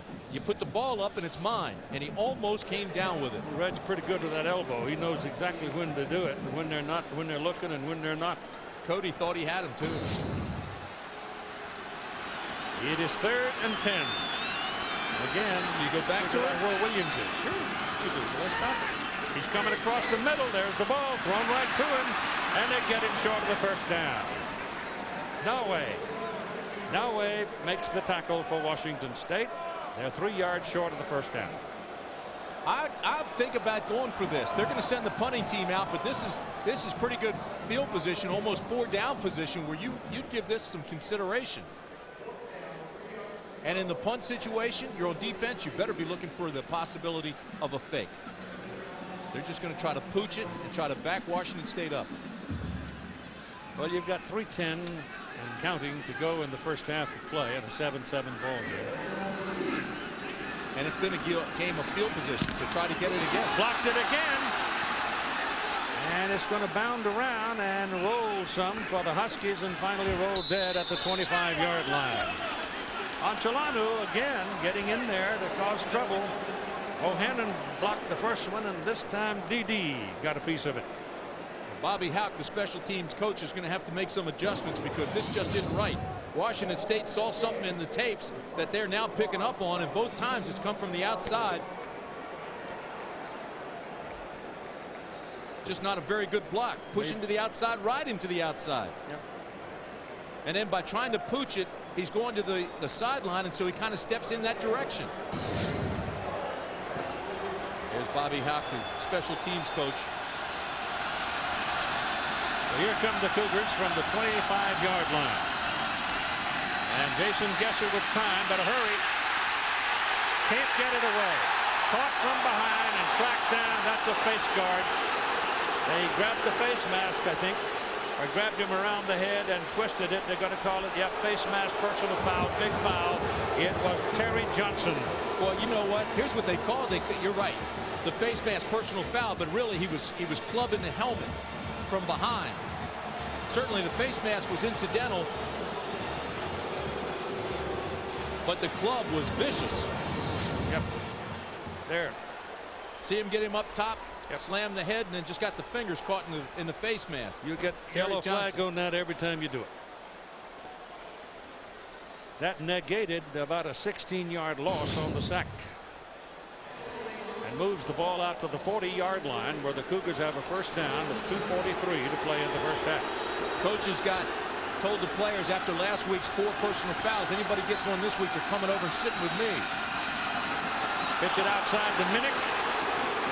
He cannot turn the corner. He may not be totally recovered from the knee surgery he had about 3 weeks ago. Coming up, Capital One halftime. John Saunders, Terry Bowden, scores and highlights from around the country.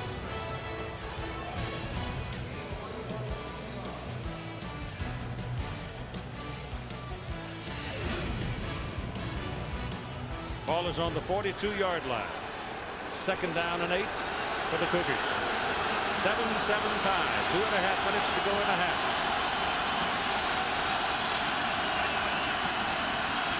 Gesser with time. Throws it. Misses. He had Riley and he missed him. You know what I can't figure out, partner?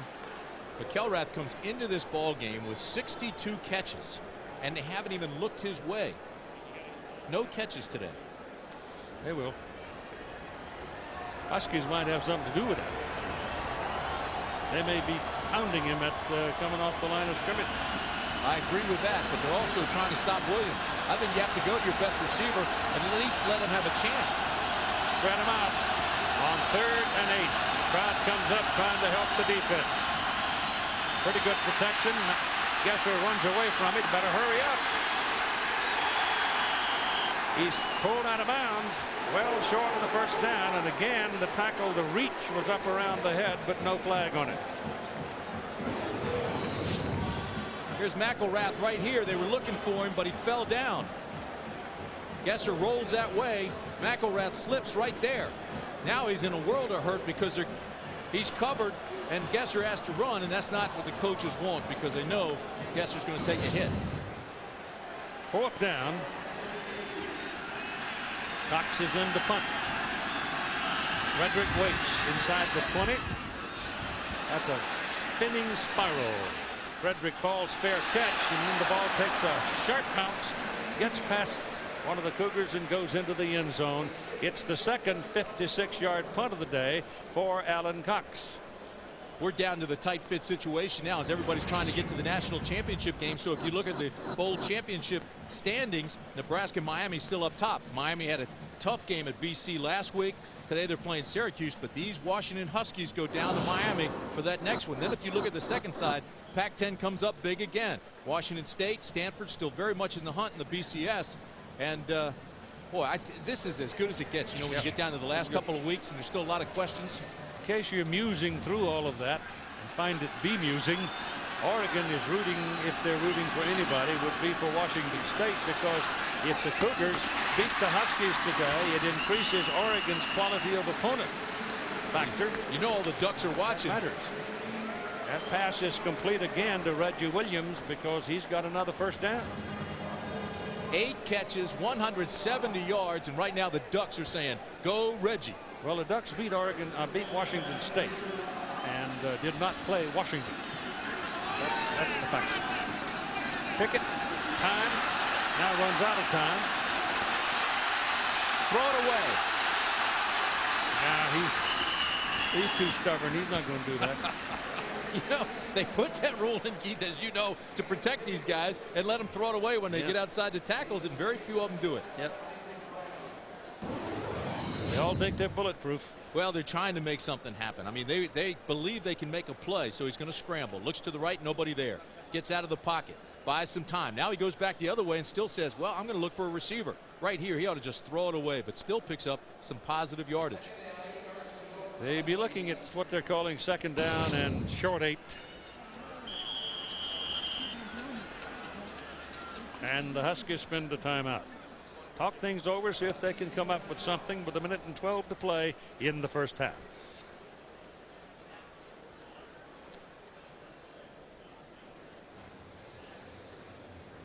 All right, ABC Sports Online, and here's the question. Comes from Jamie Johnson out of Sharon, Connecticut. Who do you think should be named Coach of the Year? Well, I know who I think. I do too, but I don't agree. I'm going with Ralph Friesen, University of Maryland. What do you think, Todd? I'm going with Gary Crowton. Anyone that can follow a legend like LaVell Edwards and go perfect, give it to the man. Anybody who can go 3, 3, 4, and then 9 and 1.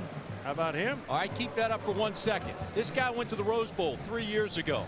This guy, yeah, he did follow a legend, and the cupboard was full. This guy came into a program that hadn't won in seemingly forever. Last sellout they had was early in the 1990s. He's packing the house, and they're probably going to the Orange Bowl.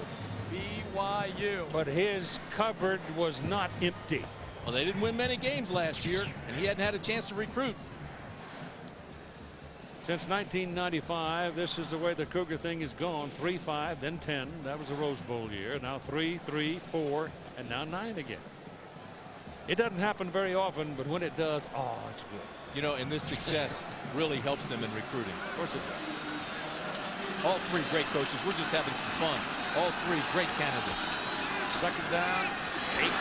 Pickett dumps it off. Willie Hurst out of the backfield. Willie's got a big one. All the way down to the Cougar 41-yard line. Isaac Brown was the man after Pickett. But Cody found something and made it work. Now time's a factor. The clock stops as they move the chains. Cody Pickett very wisely gets everybody up to the line of scrimmage. When they put it in play, he'll get it snapped. No huddle. Reggie Williams will be at the top of your screen. Way up there at the top. That's him. Guess who they're throwing it to? There he is.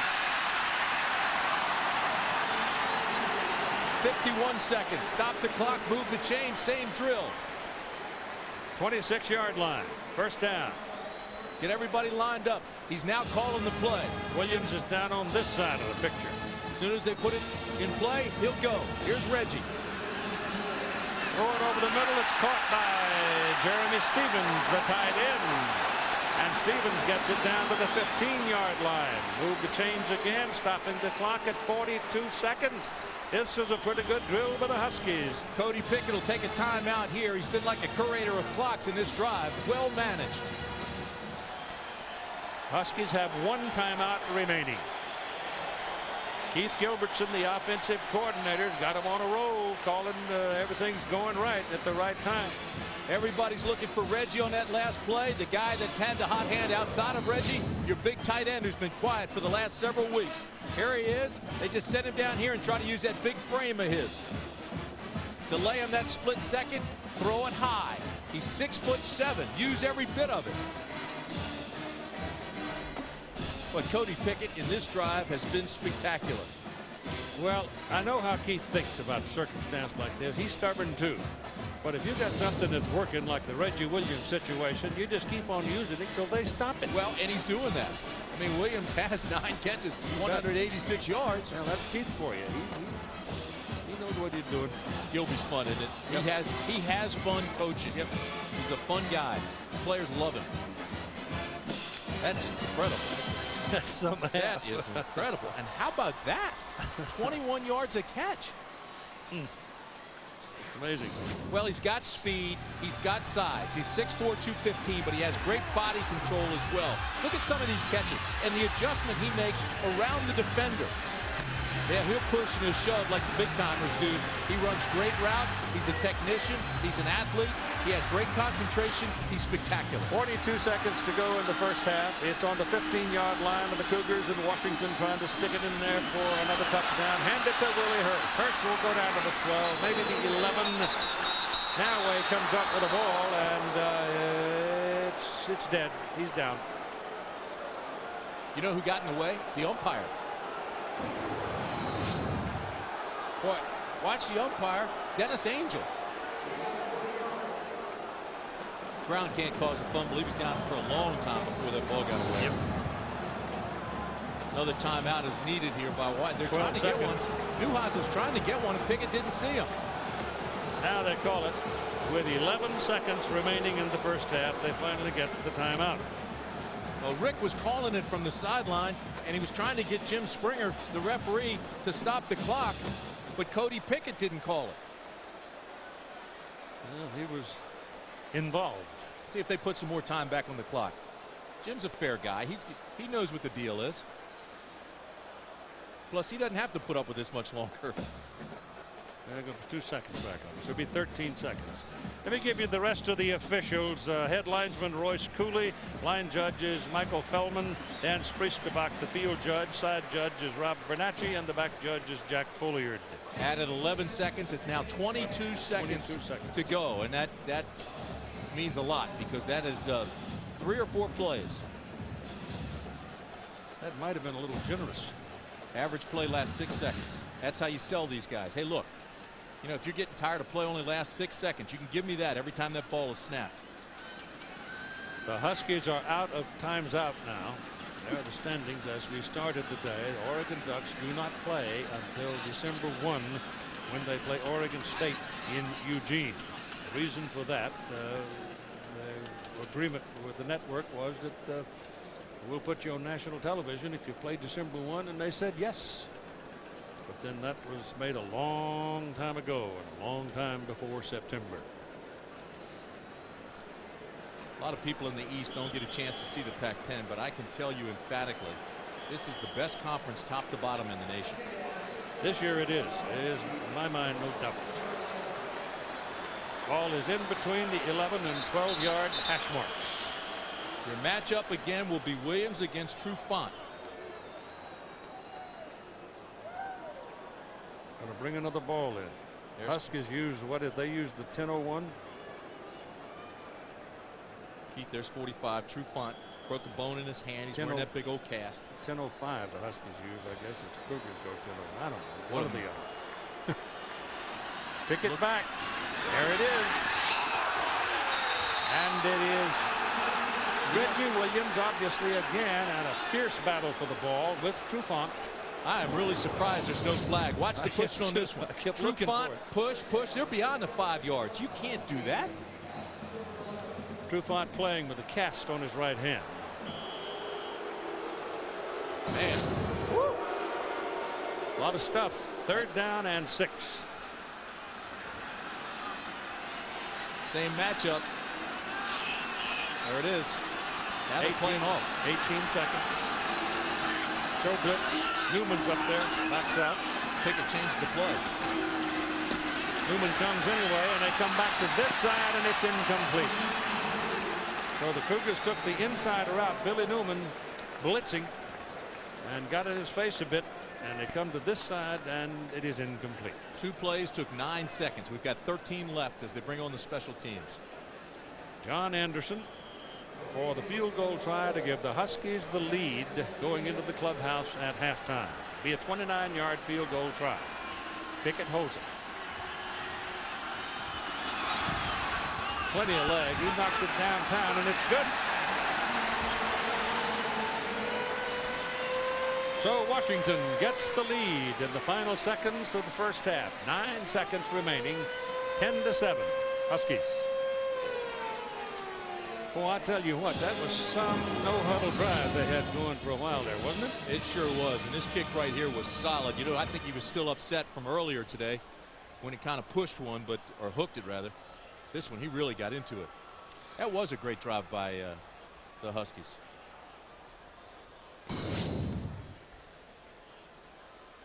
The temperature today getting up somewhere in the neighborhood of 60 degrees after all the rain this week. It rained so much that the Skokomish River overflowed and the chum salmon was swimming across the highway, which provided one of the great pieces of tape and one of the wonderful pictures of all time, a little girl trying to help a fish cross the road.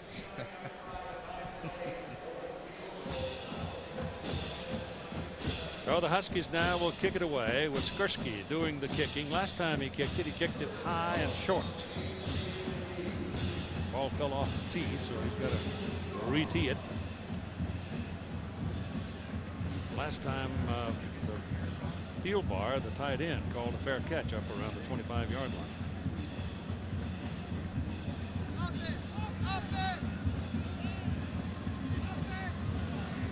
Nine seconds to go. Here it is. He got a lot of it this time, knocking it all the way back in the end zone. He's coming out with it. That's Jason David. And fumble! Huskies dive for it, fight for it now, and 1 second on the clock. The Huskies got it and have a chance for a field goal with 1 second left. David fumbled the football, and the Huskies recover it after the huge pileup and the fight for it. Why would he bring it out that deep? Why would he? Absolutely. Why not put it down in the end zone and leave it there? So here's Anderson out quickly. You can coach him, but you can't always make him do what you want. See the clock up in the corner. Here comes the fumble. It's loose. Now, the whistle blows with 1 second left. And that's enough for this field goal attempt. Kick is good. Wow, what a turnaround. The Huskies go to the clubhouse sky high. Cougars dauber down, no question. It is dramatic. 16.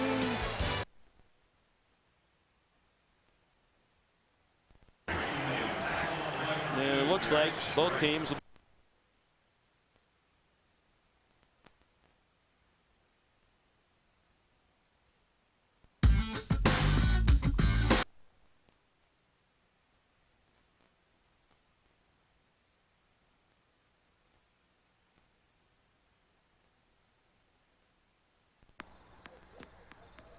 How hard? Boy, quick.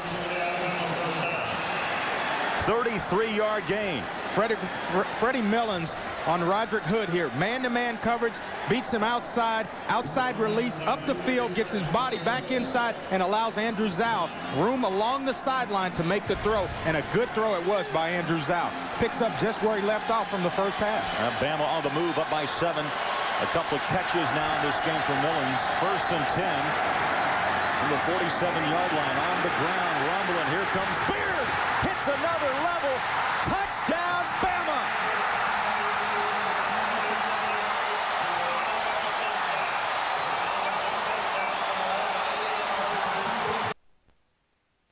Whereas Clemson's got to beat Duke to be bowl eligible this year. Phil Petty, 14 of 23, 152 yards and an interception. You see the numbers on Dantzler, but the numbers under his team at 5-5 are the ones that really stand out.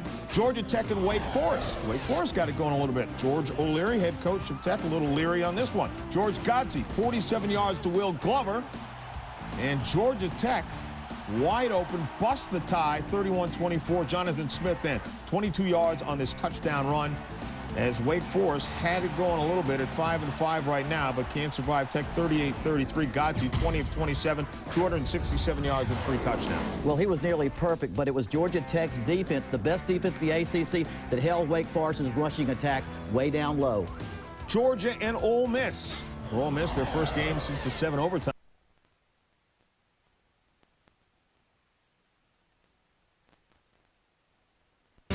As part of that effort,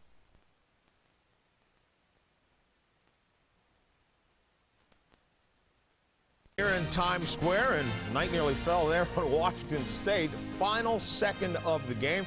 We looked at it back, looked like the clock. The scorekeeper did the right thing of stopping it at 1 second, but a thing like that's got to kill you going in the locker room. I always felt when I was a coach, the most important thing is your clock keeper. Have a good clock keeper once, but that was a good call. I thought there was a second left when he stopped the clock and they got that field goal. All right, 13-7 right now. Washington with the lead. Washington State needs some help, but still a chance to win the Pac-10 title. Miami, meantime, trying to bounce back. They did not impress anyone last week in their win against Boston College. Ken Dorsey goes 22 yards to go to Andre Johnson. They have what they didn't get last week against BC, an offensive touchdown. R.J. Anderson sacked by William Joseph. That's a loss of 8. And Kenny Dorsey goes to work again. 8 yards to the big tight end, Jeremy Shockey. Miami takes a 17-0 lead. Dorsey has 3 touchdown passes, and at halftime, sitting on a 24-point lead. Well, the BC game last week was a wake-up call. Miami is better in every phase of the game at Syracuse. And Ken Dorsey there, he's throwing the guys with the same-colored jerseys. All right, and Ken Dorsey, the 4 interceptions last week that you mentioned or allude to right there, didn't knock him out of the Heisman race because nobody is stepping forefront. Oklahoma facing Texas Tech. Cliff Kingsbury picked off by Corey Klein as this was a defensive battle early in the game. The tip and then the INT, and then Oklahoma's punter Jeff Ferguson has it blocked by Nehemiah Glover. Ball goes out of bounds, and it was all special teams and defense early on until Nate Hibble did a nice job here, Terry, avoiding a sack. He sure did, but you got to remember, Mike Leach, the head coach at Texas Tech, installed both of these offenses so the defenses know how to play them. It's going to be a real good defensive struggle, I believe. Yeah, Kingsbury with a little toss here to Ricky Williams. He busted 40 yards for the touchdown. So Oklahoma perhaps looking ahead to a rematch with Nebraska right now in a real battle with Texas Tech. Well, Oklahoma's offense, again, is not as good as last year. It's going to be their defense that allows them possibly to play for a championship this year. Tim Duncan has 2 field goals in the game. Cal versus Stanford. Chris Lewis, 30 yards to Luke Powell. Stanford on the board early with a 7-0 lead. This is a Cal team that just, frankly, has had an awful season. Lewis then, though, is picked off by Nnamdi Asomugha. You want to take a shot at that? I wouldn't touch that with a 10-foot pole. But Stanford looking for a nice bowl game. Cal facing their longest losing streak in school history. Takes that one in for the touchdown. Lewis has 2 touchdown passes in the game, and Tolan has a touchdown run as well. There's the numbers on Lewis. Michigan facing Wisconsin. And Michigan knows that if they win out, they will be the champions in the Big Ten. Barry Alvarez and squad just hoping to get to a bowl. John Navarre, 2 yards to Dayton DeBook, wide open for the touchdown, 7-7 the score. And Wisconsin's punter, R.J. Morse, blocked by Marlon Jackson, who takes off 43 yards for the touchdown. That's a difference. That's a difference in the game. But Michigan plays great defense. They got to remember that. John Navarre has not played consistently the last 3 or 4 weeks. If he'll just play a consistent game, I think that defense will win for him. All right, Michigan, as you know, still has Ohio State. That comes next week. Ohio State lost today.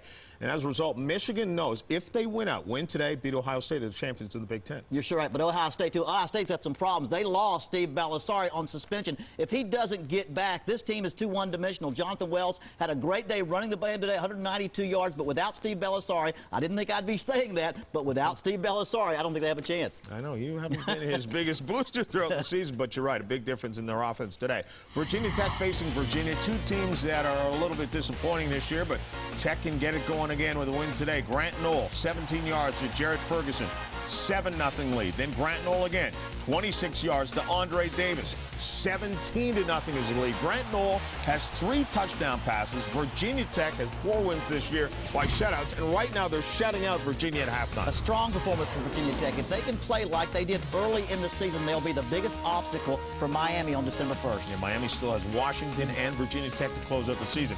Alabama, sub-500 team. It doesn't matter if they win this game, and now up 21-7. Santonio Beard has a touchdown run. Andrew Zhao has a touchdown pass. Alabama's having a tough year. They're facing NCAA hearings today.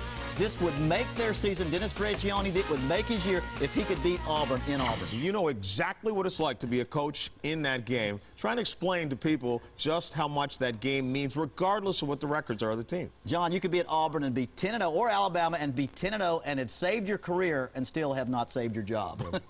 Bill Curry, you might Yes. see him, as he did a great job at Alabama, just for some reason struggled in that game. Navy facing Notre Dame, and the Fighting Irish right now with a 31-16 lead. Navy looking to go to 0-9. Well, when your season's struggling, you need to play Navy. And for Notre Dame, 38 straight now if they win this game, the longest in NCAA history. Terrence Howard has 2 touchdown runs. Marshall doing it against Ohio, 28-6. Byron Leftwich has 3 touchdown passes. Darius Watts, 3 touchdown receptions. Cobb under center, handoff goes to Brown. Well, those rushing yards are tough to the 31-yard line. Now, Ronnie Brown doing what he can, the redshirt freshman, but here's what they're missing. Carnell Williams is out with the broken clavicle. Last week against Georgia, he was the horse. 41 carries, 167 yards on the season, nearly 600. Today, he was having a fine game. Absolutely. Had 39 yards before the early injury in the first quarter. I just hate that for that kid, because I've had that in.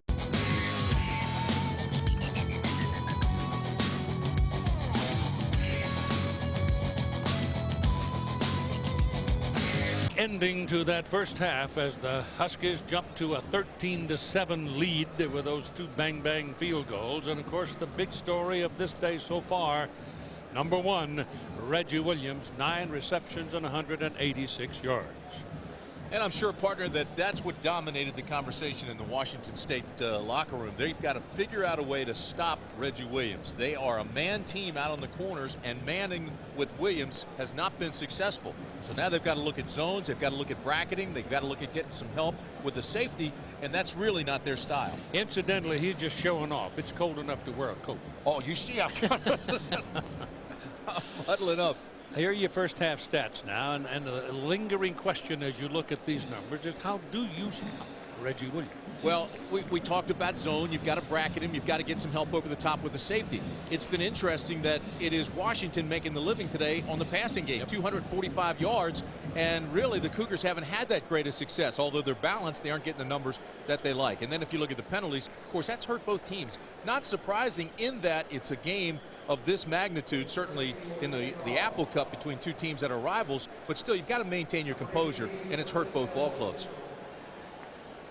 So we turn to the second half of play now as this gorgeous day continues. It's so bright and shiny and sunny after a week of heavy rain up in this part of the country.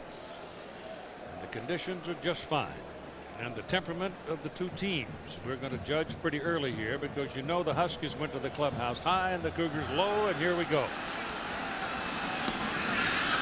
The kick goes right to the corner. Should have let it go, but he didn't, and he stepped out of bounds. That's another mistake. Curtis Nettles just fielded the ball and stepped out of bounds on the 4-yard line. That's ridiculous. Let it go out and take it at the 20. Been a strange game. Great goal line stand. They take it 99 yards for the touchdown. Then the block punt. What do? Then they go to their basketball player, the jump ball. They go to Bush, touchdown. It's just been unusual in that regard. Then you bring the ball out with 1 second left. Zach Tuiasosopo strips it. Another field goal with 1 second left.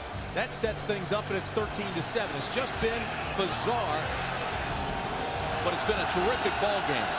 Rushing game non-existent literally for both teams so far today. Gesser comes up in a hurry, wanting to throw it, and the Huskies gang tackle him right about the line of scrimmage. And the man that forced that decision was Rock Alexander coming off the corner. But Gesser's smart. He felt the pressure coming from the corner. The last thing his ball club needs now is a safety, and giving up 2 more points and kicking the ball back on a free kick. So he just turned his back into the line and tried to get positive yardage. Good play by Gesser. Thielbar, incidentally, who we saw collapse on the field and then come off, having had his bell rung, is back on the field right now, and obviously the doctors have cleared him to play. McElrath has yet to make a catch. They've got to start looking for him. They spread the field and run the ball. And Minnick, it's been controlled. He'll wedge his way out to about. The ball came out. Down to the 1. To the 1-yard line. Minnick had the ball stripped. Davis covered it and almost scored it. And the Huskies with another golden opportunity here. Or did they give him the touch? No. They put it down at the 1. Willis and Carruthers really get a lick on this thing, and Davis picks it up. Spread the field, create space, run the ball. There's the first lick, hold him up. Here comes the second lick by Carruthers. Ball comes out, and Davis picks it up. Boy, that is a great defensive play. First by Willis to make the stop. Hold him up. Carruthers strips him. Davis to find it and take it back to the 1. And the Husky offense gets on the field first. Cougar defense has to hustle out to face him. So advantage in all sense right here to Washington. They went into the clubhouse high. They've come out high with this break. And Willie Hurst scores a touchdown for Washington.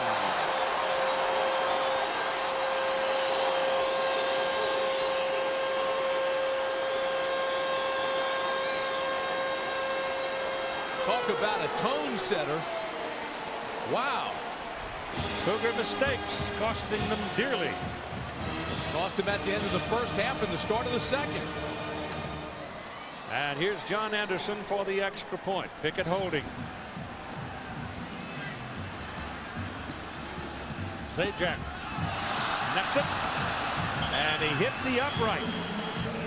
It's no good. How bizarre is this game? Got everything, doesn't it? It really does. Great plays and mistakes and bad decisions and great decisions, and so on it goes.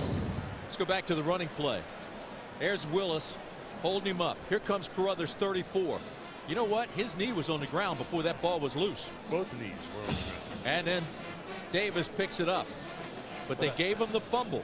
And then here's the touchdown. This is just power football right here. Get a lead blocker, kick out the contained man, take it up inside and bull him into the end zone. Take another look.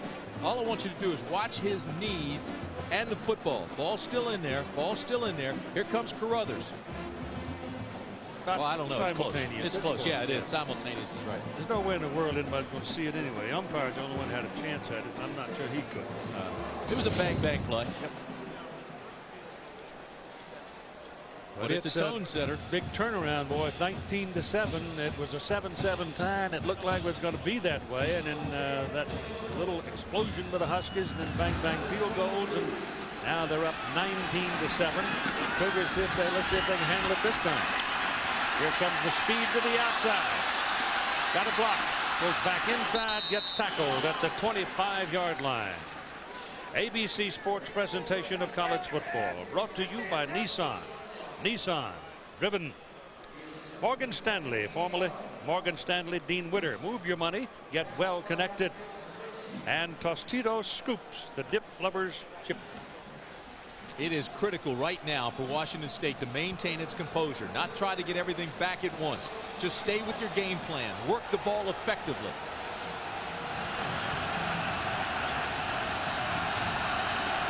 Gesser, a little quick drop, takes off up the middle. Fumble! And Cougars obviously have the ball. It's Josh Parrish. Big old tackle got it. And he just kept rumbling on up the field, and they come up with a first down out by the 40-yard line. You know, Josh Parrish showed us something there. He's 6'6", 300 pounds. First of all, he makes a very alert play. Shows he can catch the ball. And then what a runner.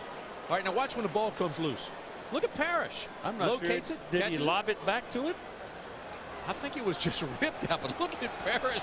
I mean, it looked almost like a pitch back to him. This time the ball goes to Minnick. There just hasn't been much room for David today.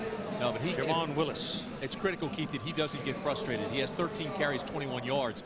That's when sometimes a ball carrier will get impatient. You have to have patience, find your holes, and then explode. If you get frustrated, then it hurts you even more. So the late seconds of the first half and the early seconds of the second half have really damaged the Cougars as the Huskies have jumped out to a 19-7 lead. The ball is at the 44-yard line where it is second down and 6. And they spread about 5 wideouts.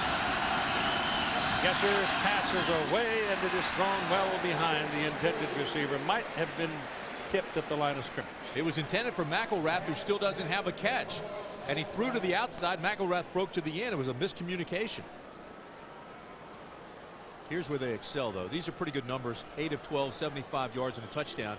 And this team right here leads the Pac-10 in third down conversions. Well, they better get on the first page, the same page pretty soon. Just one of six today. Yeah. All at the 44. Crowd coming up. Gesser Chase pulls out and takes off. Dives for the marker and looked like he got there. This is also what got him whacked on last week and hurt. It's a great effort. That's a though. first down. That is a great effort. Talk about a guy who is scratching and clawing and just trying to make something happen. He had the concussion last week. Who cares? He's running the football. Then look at the effort to get to the first down marker. Got a favorable mark and they moved the chains. Boy, that's special from Jason Gesser. Ball's right on the 50-yard line.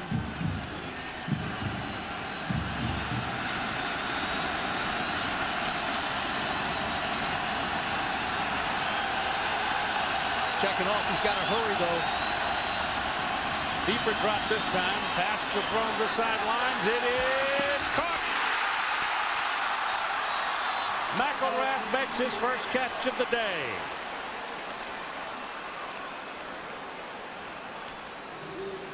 Here's what he was checking to. He didn't have the whole field spread with a lot of receivers, but he did have one-on-one coverage out here. He looked at that, and as soon as he saw the lock on with Chris Massey, 28, he says, I'm going to McElrath. I'm taking my guy. 34 yards on the play. First down Cougars, Husky 16-yard line.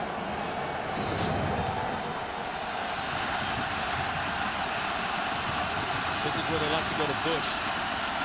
Pitch it back to Minnick.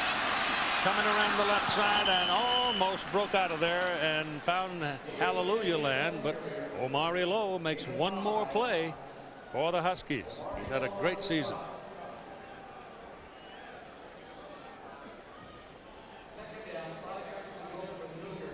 He gained 5 yards on the carry. The ball just short of the 11-yard line. McElrath just came off the field. They got Bush going wide to the top of the picture. He's their touchdown getter.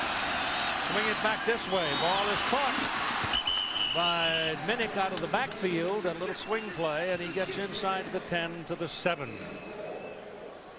He's close to his first down marker, but not quite. Morgan Stanley, well-connected storyline. You look at Washington State in the pass yards, and they don't have that today. And then, of course, Washington has been able to pass the ball. McElrath is back now. It's third down and 1 for a first down at the 7.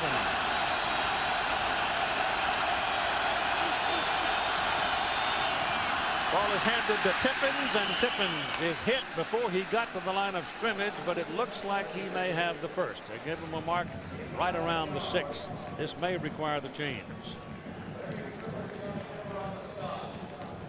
Offensive coordinator Mike Levenseller's got to be remembering the last time they were down here, they had first and goal from the 5, ran it 4 straight times and gained 4 yards, didn't get the touchdown, and Washington went 99 yards with it. Did not throw a pass the last time they were down here. I guarantee you that'll change this time. Well, they're going to be looking at fourth down unless they've got the first here. It looked like a good spot. I thought he had it, yeah. It looked like a good spot.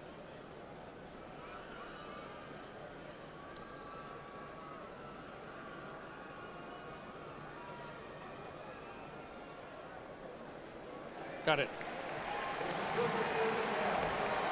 Next Saturday, ABC Sports Thanksgiving Feast presented by Siemens starts at 10 o'clock in the morning out here on the West Coast. Ohio State at Michigan. And then at 5 Pacific, Washington at Miami. And some of you will see Notre Dame and Stanford at Stanford. So the ball is on the 6. It is first and goal to go for the Cougars. They were here early in the ball game at first and goal on the 5. And Bush goes to the top of the screen. He's way up there to the right. They're going to run it. Whoa, Buffalo!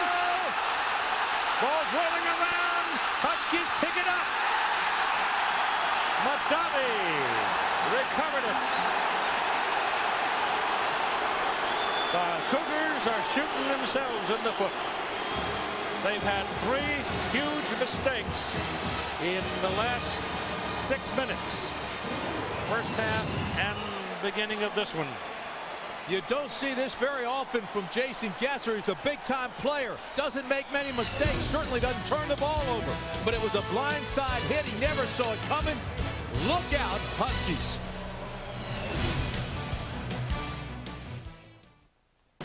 There's only one neighborhood where the legends compete in the greatest games in history, ESPN Classic. Only ESPN Classic has the greatest games from the NFL, baseball, NBA, NHL, NASCAR, and fights from the largest boxing library in the world. Call 1-800-CLASSIC to get all your favorite classic sports.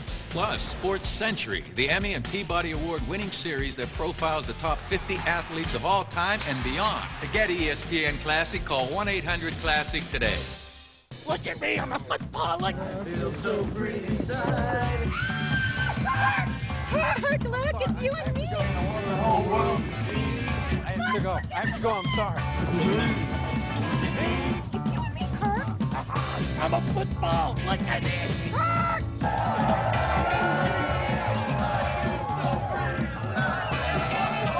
And we're back. College Game Day, presented by Discover Card. Saturday mornings at 10:30 on ESPN.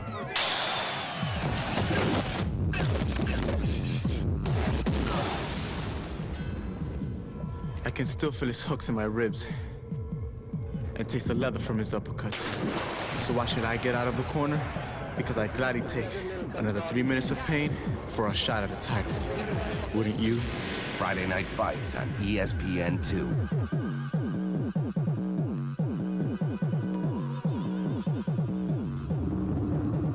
All right, Mike, hour 32 of ESPN Radio's Hands on the Heisman contest continues, and so far we don't see any quit in any of these contestants. Except for me. They quit soon. 32 hours. This is amazing how long they can stand there, let alone stand with their legs and then hang on to something as well. It's very impressive so far. I couldn't do this. It's not so much the endurance, it's the ability to withstand the boredom. For a check of the ESPN radio station near you, go to espnradio.com.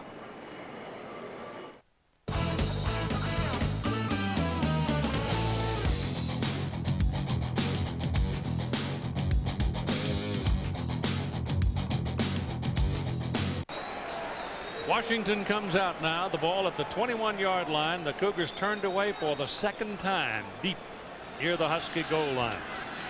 Arnold, the man in motion. Pickett turns and gives to Willie Hurst, running for the far side and gets up to the 25. Jason David tracked him down.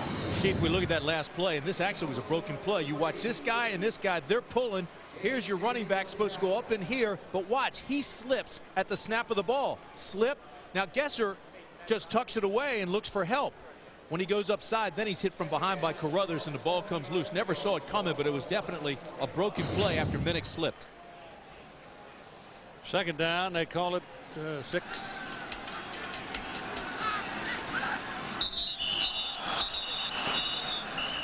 Stop it, dead ball foul, movement, and looked like the Husky line. One of the linemen wiggled. Prior to the snap, false start, offense. 5-yard penalty. Cougars are killing themselves. They had a 1st and goal on the 5, didn't score. Had a 1st and goal on the 6 and fumbled it away. Had the mistake at the end of the half on returning the ball deep out of the end zone, fumbled it away, and provided that second field goal. So somebody ought to say, boys, the Huskies don't need any help. Yeah, and the other thing this game has had, 14 penalties. Well, that's typical of a rivalry game, I think. There's Ferber. Pickett is back and throwing. And he missed it. Todd Elstrom, the man under the ball, and had no chance to catch it. Thrown well beyond him. Home field advantage means so much in college football now. You have to come in and almost play flawlessly. If you look at Washington State and the miscues today, 3 fumbles, 7 penalties for 75 yards. And as you mentioned, both times down and inside the 10, and they come away 0 for 2. You know, you just can't do that on the road and expect to win.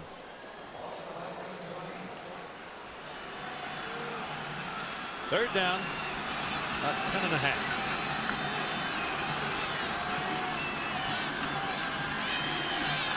Pickett has time and throws, and it's completed to Arnold, and it's a first down. Arnold got between the defender and the ball. It was David, and he made the catch. Jason David's had a rough day. Yeah, and it's one of those deals where David has to be thinking, what else can I do? He's got pretty good coverage. And the thing is, Pickett looks at him the whole time. Never comes off of him. Throws to Arnold. But look, David's behind him, and Arnold uses his body so well to keep him behind him. Just like a pick in basketball. Just kind of shielded him off for the pass and made the reception, and they moved the chains.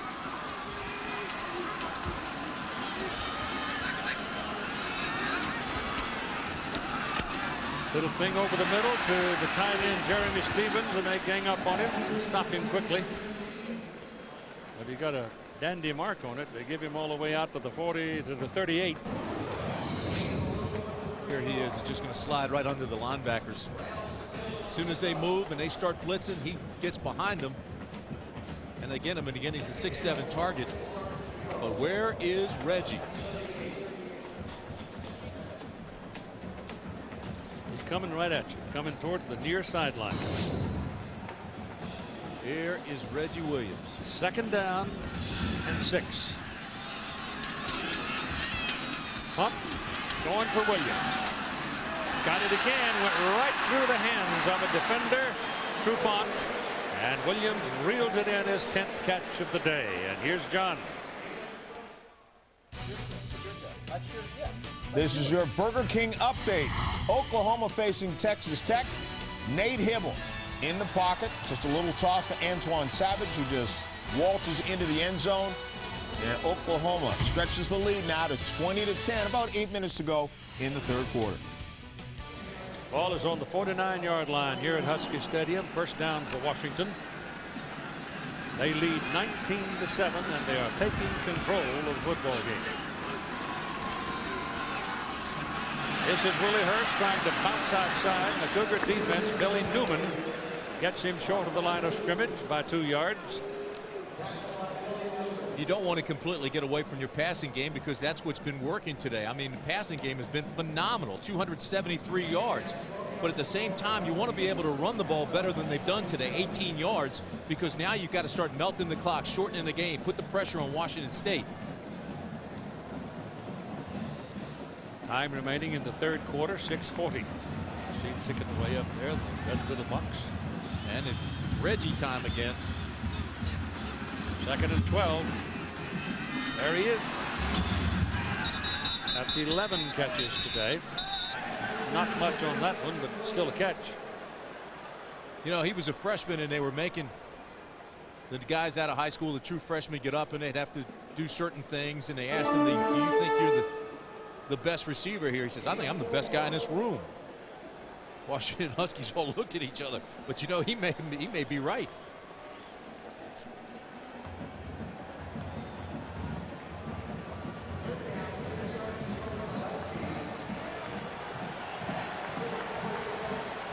Illinois has been a surprise to me this year. Boy, they're pretty good. 9-1. Only Michigan beat them. Pickett, look, throw quick. Ball popped in the air, rolling around, and goes down on the ground at about the 45-yard line, and it's incomplete forward pass. Boy, he threw that into a hot box there, and it could have been picked off. He did, and you have to wonder why they went away from Reggie Williams. If they haven't stopped him yet, why not keep throwing at him? The last 2 punts, remember now, have been partially blocked. McLaughlin, big leg.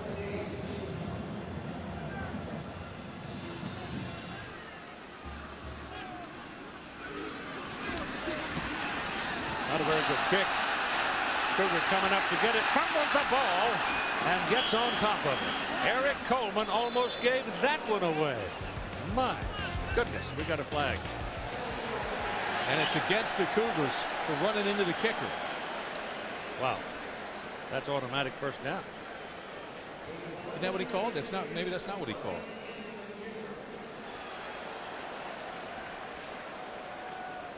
Well, if they ran into the kicker, it's 5 yards. If it's roughing, it's different. Oh, but it was 4th and 6, yeah. So he wouldn't have, if it's running into him. Still, you might want to think about going for it, a 4th and 1.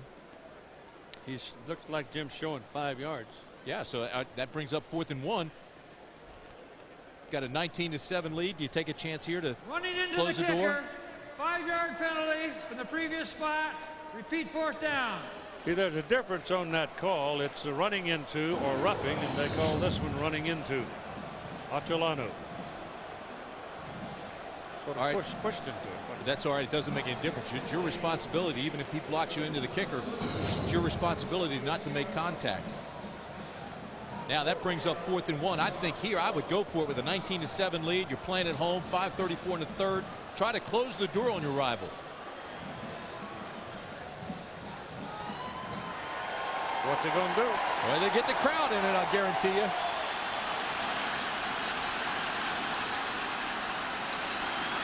Hurst is the deep man.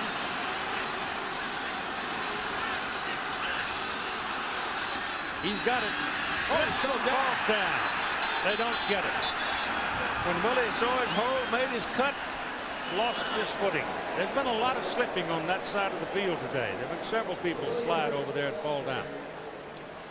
So it must be soft from all the rain, but they lose an opportunity there. Big time chance for the Cougars coming up. Una nueva era en televisión deportiva está aquí. ESPN Deportes. Ahora ESPN es en español. Los domingos por la noche no se pierda Major League Baseball. Y muy pronto la NFL y boxeo. Los domingos por la noche, cada palabra en español. Toda la acción de los deportes se encuentra en ESPN. Presentado por quienes mejor lo hacen. ESPN Deportes. Los domingos a las 7:30. Spin, spin, spin the globe. It's your turn to spin the globe. Spin it, spin it, spin it. All around the world, Siemens is helping people work together, even when they're not together. From next-generation internet to mobile business solutions, we're giving people the freedom to communicate better. Spin, spin, spin the globe. It's your turn to spin the globe. The games will come to an end this weekend, but that doesn't mean you have to leave the worldwide leader in sports at home. Because the news, interviews, and analysis from your favorite ESPN personalities continues all day, every day on over 600 radio stations nationwide. Check your local listings to find the ESPN radio station near you. ESPN Radio. Take it with you. 19-7 score. The Huskies just missed on a 4th and 1 try. And now Washington State possesses the ball at their own 44-yard line. So if they're going to make a move in this ball game, it would seem to me it's got to come right about here. Well, it sure gives the Cougars a lot of momentum. They came off the field very excited after making that 4th down stop. John Tippins is the running back. Gesser looked at him, now throws it down the middle. Passes looks like it caught all right, but it doesn't amount to much. It's only a 2-yard pickup with Jeremy Thielbar, the tight end. Well, this game certainly has had everything, and if we look at the Pacific Life game summary, right at the end of the second quarter, just before the half, this fumble became huge. David let it go, and the Huskies got 3 points out of it. That gave them the lead. Then you start the second half. Here comes another fumble. This time Minnick lets it go, and that turns in to a Hurst touchdown. So you're right about the Cougars shooting themselves in the foot, but they've got a little bit of a momentum and adrenaline swing right here. 2nd down and 8. Pitch the ball back to Tippins. And Tippins searching for some daylight. Gets it up to the 50-yard line. So they're looking at 3rd down and 3+. Blanche on that tackle. Both these programs are pretty deep in talent for next year, too. Yeah, I just can't be sold on the fact that the Washington defense has taken McElrath away all day long. Nope, I don't either. They haven't even looked at him. There he is at the bottom of the screen, haven't even looked his way. Gesser pulls it down and tries to run for it, and he can't get it. He saw that crack and nobody behind it. But the offensive lineman couldn't punch him a hole big enough, and Anthony Kelly brings him down. And it's 4th and short. It's like 4th and 2. maybe one. Well, now it's Mike Price that has to make a decision, because he's finding himself up against it as time becomes short with 3:40 left to go in the third quarter. Yep. And I think Gesser's hurt. Gesser's carrying his left arm just hanging. He's hurt. Remember at the beginning of the game we said it's not who starts but who finishes in a game like this. Yep. Well, the question is, does Cagle warm up? That'll tell you. Meantime, the Cougars are going to punt it away. Cox wants to kill it deep, but he's got too much on it, and it's going to go to the end zone. Flies into the end zone. Meantime, we're waiting to see whether or not Gesser is damaged goods. Right now, he's being administered to on the bench. The Sports Center is live 4 times a day, but that doesn't mean the other 7 broadcasts are straight repeats. Yeah, well, here, look. In this live show, Brian Kenny has his pen in his right hand, but in the rebroadcast, I put the pen in his different hand. And here, then, Linda Cohn is presenting with John Anderson, but in the rebroadcast, I've replaced John with El Macho Borracho, the winningest cockfighter in all of Mexico. It's all about keeping it fresh. That's what I do.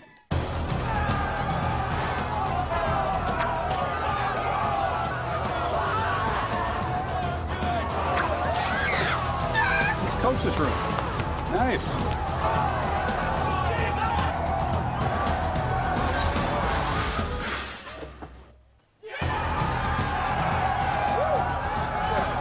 And we're back. College Game Day, presented by Discover Card. Saturday mornings at 10:30 on ESPN. You gotta have fun. A little bit of celebrating does not bother me. The game itself is fun. These are great athletes playing the game of football. That's a celebration. That's fun. That's because you ain't got no rhythm, man. It's about individuality, Chris. It's called professional football. Act like a professional. Stop talking about professional and organized and disciplined. They're kids. Let the kids have some fun. I'll show you some fun. Oh, no, he didn't. No, he didn't. Barkley for 3! 27-year-old Steffi Graf, Wimbledon champion. The Super Bowl most valuable player is Troy Aikman. 1 second on the clock.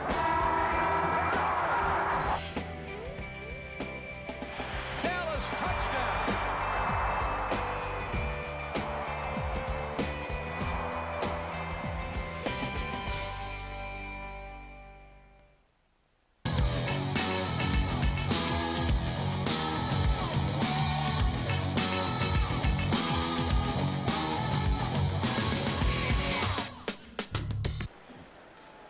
Huskies lead 19-7. The story right now, Jason Gesser, as he came up the field, he took a shot to his left shoulder by Green of the Huskies. He went down, the training staff looked at him. Luckily, it's not his throwing shoulder, and the trainer just told me it's a stinger on his left shoulder. He says he's good to go. He's going to come back and play in the next series. Keith. All right, here comes Washington now. Want some time off the clock if they can. Nobody behind Cody Pickett. He's going to drop it in the air quickly to Rich Alexis, and Alexis will get across the 30 and pick up a first down. It's a high percentage play. The running game's not there, Keith, so go ahead and dink and dunk it a little bit. Get your running backs, your tight end, everybody involved in the game, and throw these high percentage short passes. Key is kill the clock. Yeah, sure. It's like basketball on grass. 31-yard line. Inside 3 minutes to go in the third quarter.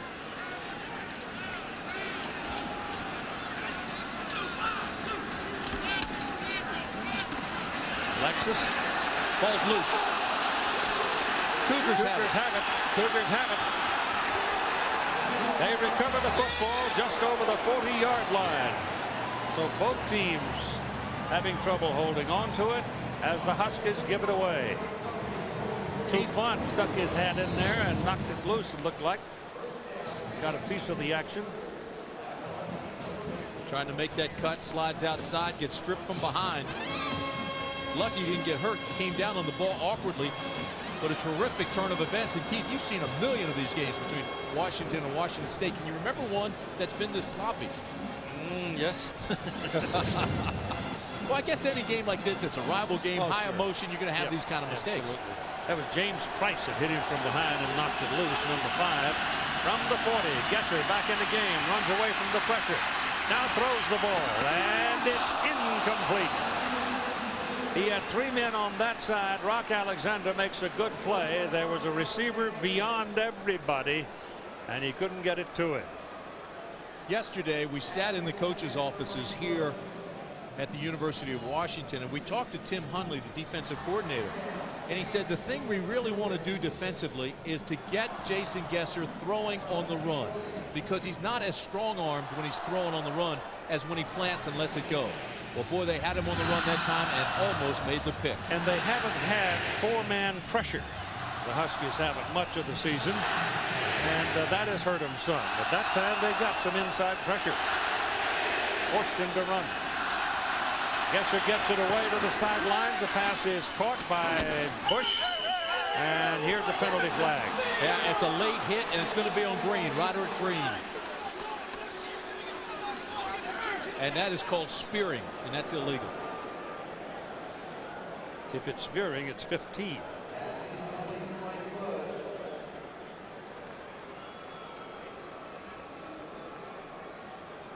Dead ball.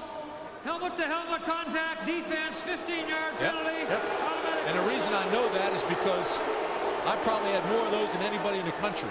Not proud of it, but you're trying to be aggressive. You don't know if the guy's down or not. Watch number 9 coming in here late. Now Bush goes down. Here comes 9. Boom. That's called a spear, and it's illegal. And he's on the sidelines in a hurry. So it's first down now for the Cougars. The ball down at the 17-yard line of Washington. 2:18 to play in the third quarter. 19-7, Huskies lead.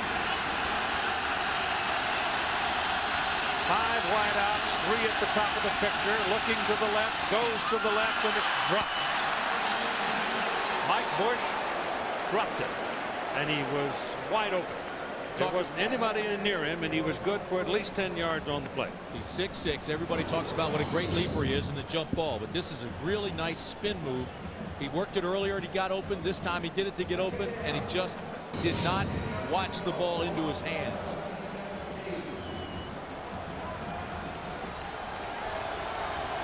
The Cougars have not done well on this end of the field.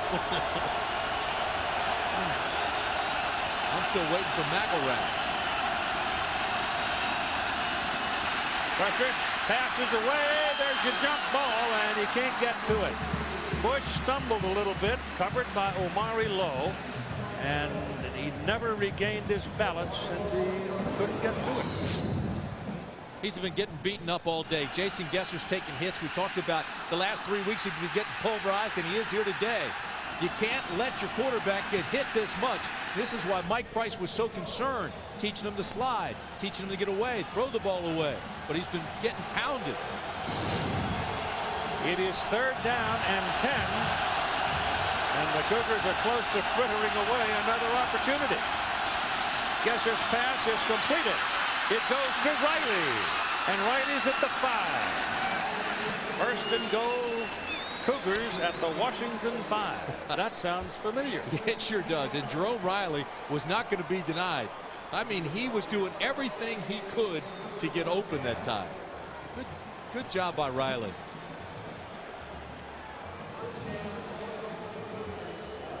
Five plays, 35 yards. Nissan drive summary shows that the clock continues to move. Running down inside a minute in the third quarter pretty soon. As they come up, this will be probably...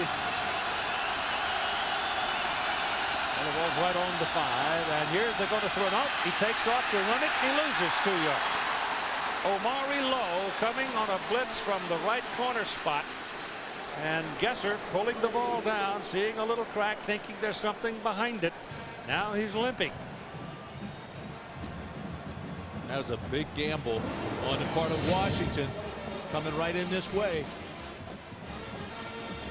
Right out of there like a rocket. You bring your cornerback on a blitz. Very, very big gamble, especially if they pass that way. Gesser felt him coming too. He saw him coming, so that's the reason he pulled the ball down. But there was no room behind the crack. And it's second down. And penalty flags all over the place. Boy, they just come unglued down here.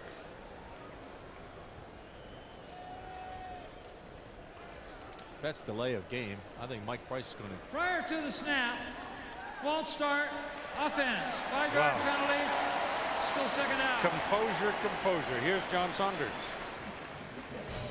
Well, it's supposed to be an easy day for Stanford against Cal, but again in these rivalry games, Terrell Williams from a yard out takes it in for the touchdown.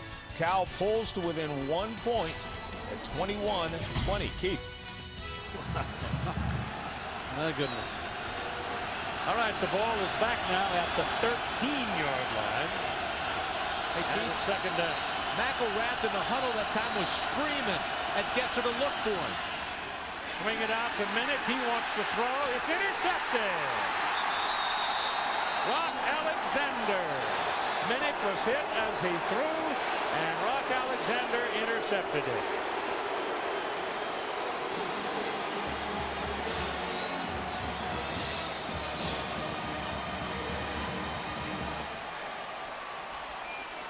Now the Huskies are just whipping them in the trenches now. They own the line of scrimmage. McElrath wanted it, and they were trying to get it to him. This was a pass to McElrath, but tremendous pressure. The ball got knocked. Here's McElrath, and this is the intended receiver, and he was open. But because of the pressure, they knocked the pass, and that caused the pick. It was Anthony Kelly that made the defensive play. Look at that. He had no chance of getting that ball away. Wow. That's the third time they've been down at the first and goal at the 5, first and goal at the 6, first and goal at the 5. Nothing. And we will have the time expire at the end of the third quarter on that note as Washington leads Washington State 19-7. ABC Sports presentation of college football will return after this message and a word from our ABC station. It happened to the best of us. This time it happened to Rich. Keep in touch. He ended up getting sent down. And now for sports. Thank you, Courtney. All JV wrestlers must return their uniforms to Coach. He was a real asset down there. His maturity, his experience. Mr. Eisen, could you buy some beer? Okay, when I go like this, that's your cue. No. Please? No. Come on. No. Do you even go to this school? Because you're not supposed to be on the show unless you go to this school. But we're glad he worked his way back to the show, and I'm sure he is too. So, let's see some James K. Polk spirit. Spin, spin, spin the globe. It's your turn to spin the globe. All around the world, Siemens provides hospitals and doctors with the tools they need to make the right decisions right away. From diagnostics to patient information to care management, we're doing our part to help people everywhere feel better. Spin, spin, spin the globe. It's your turn to spin the globe. You know, we at ESPN were always complaining about how there weren't any good places for sports fans to eat. Look, it's a hairnet, it's the law, all right? So we opened ESPN Zone. Non-stop sports coverage. Tons of cool games. And really terrific food. He got it. She got it. They got it.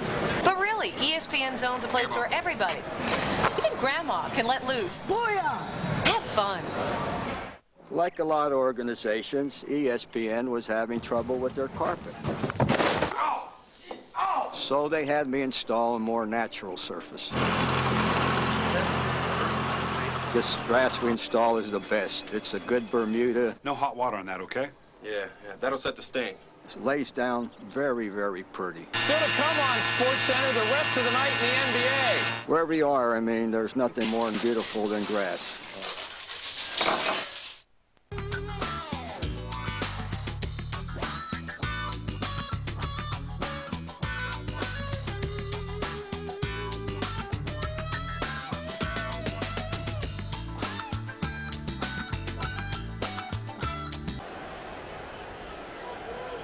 Well, if you're a Cougar fan, you don't want to read this. Turn your head.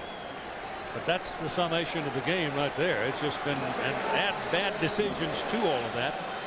And that's why it's a 19-7 ball game. Huskies leading. And they have the ball back as we start the fourth quarter of play on 2nd down and 5 from their own 17-yard line. Ball is thrown quickly to the sideline. The pass gets completed. It is short, I thought, of a first down. It looks to me like that linesman has walked him all the way past the marker. That's not a good mark. Here's John Saunders. Well, Keith, we told you that Cal was trying to pull a big upset at Stanford. Didn't take long for the Cardinal to come back. Chris Lewis to Luke Powell. Powell does all the work. 80 yards down the sideline for the touchdown. So Stanford opens up a little breathing room right now, leading it 28-20. Keith. Well, Stanford's always got one of those little guys that can outrun daylight. Ball is good for the first down up to the 22-yard line. I thought that was generous. But whatever. Clock is rolling along now. The Huskies leading 19-7. Want to run that thing down to the core. And right now, Cody Pickett has called timeout to come to the sidelines and talk to Steve Axman on the right there, the quarterback coach, as his head coach listens. He's a field goal kicker. What's so amazing about a field goal? It's 63 yards under pressure. Under pressure? Pressure? I never said more than 5 words to a field goal kicker in my life. Like, go get me some water. And hurry. Guys, look, I got $40. Says none of y'all can hit from half that distance. You got it. I'll take that. It's a bet. Guys. I believe you're up. Pretty far.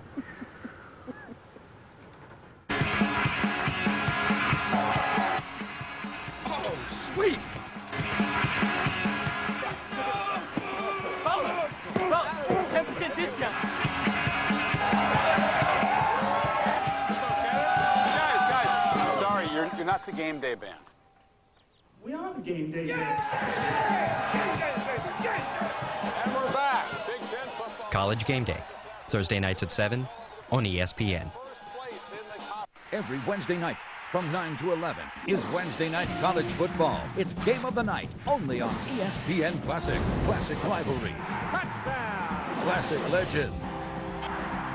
Classic bowl. The Snake does it again. Touchdown, Nebraska. The only place to be for the greatest games in college football is ESPN Classic. Wednesday Night College Football, every Wednesday night from 9 to 11. It's college football season, and that means Classic Friday Tailgate, only on ESPN Classic. Every Friday from 1 to 7, witness the greatest game. Touchdown, the Snake does it again. The greatest players and the greatest rivalries in college football history. It's the Classic Friday Tailgate, every Friday from 1 to 7, only on ESPN Classic.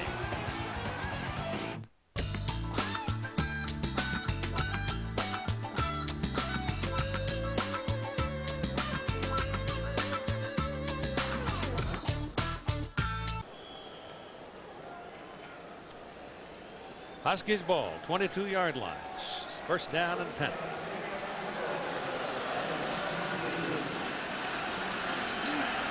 Going to try to run it. Willie Hurst is the tailback. Walker is the fullback.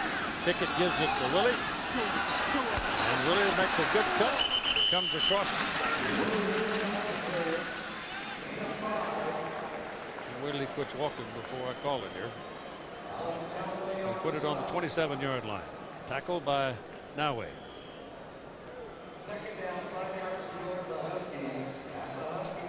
Husky running game that's pretty nil, isn't it? Well, you know what, though? They found something, and that was Reggie Williams. They kept going to him. Washington State couldn't stop him, so why go away from him? Absolutely. That's the nature of the beast. It's the way the game's played.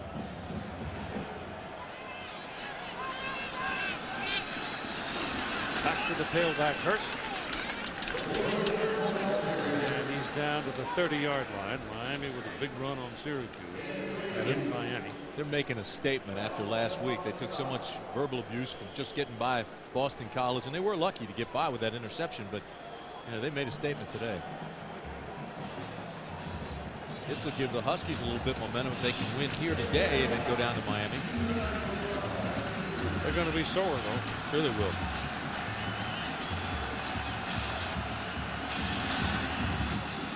This is Willie going outside. Willie Hurst. got his first down. He's really good at that, because when he gets outside like that and gets you strung out and plants and turns on you, he usually does it with a tremendous velocity. Well, he runs like a chicken on a June bug. I mean, it's he's hard to tackle and get a good shot at. That's fun unless you're the June bug. That's right. First down up at the 34-yard line, and the clock just inexorably marches along. Well, 3 straight runs. 13 minutes now. Washington State's got a 4-man front. Pickett goes back to throw and throws, and it is caught. It is caught by Kevin Ware, tight end. But he's a little bit short of the first down by a yard. Of course, here's what we were talking about next week. And you're right, partner. They will be sore going down there, but certainly they'll walk into Miami with a lot of confidence, 2-0 against Miami all time. Well, they'll show Miami a little more vigor probably than they've seen at times this season. This is a good football team, this Washington Bucks. I'll tell you, they hang around. And you know what they've got?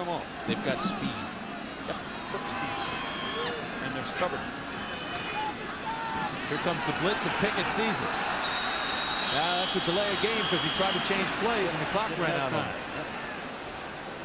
There's a lot of things to do. Good ball. Delay a game. Offense. 5-yard penalty. Still second down. Ah, look at that. You know, if Washington's passing continues this much, 305 yards, if he has a pretty good week next week, they're going to have a new school record per game passing average. They've had great quarterbacks here over the years. Gary Conklin holds the record. But think of the guys that have played here. Sonny Sixkiller passed for 1 million yards.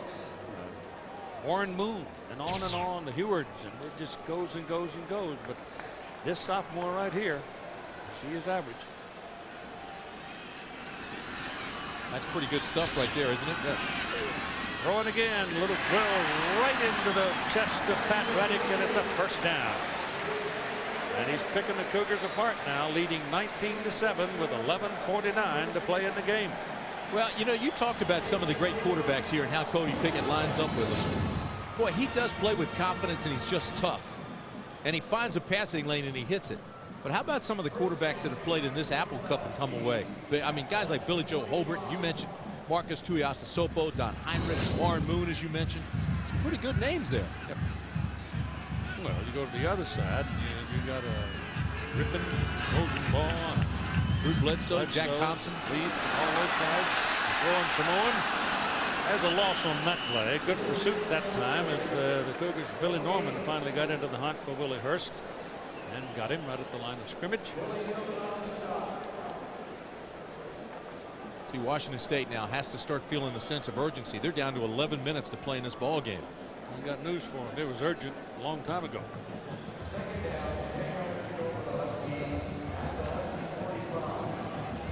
Washington collapsed last week. No question. Oregon State laid a whipping on them.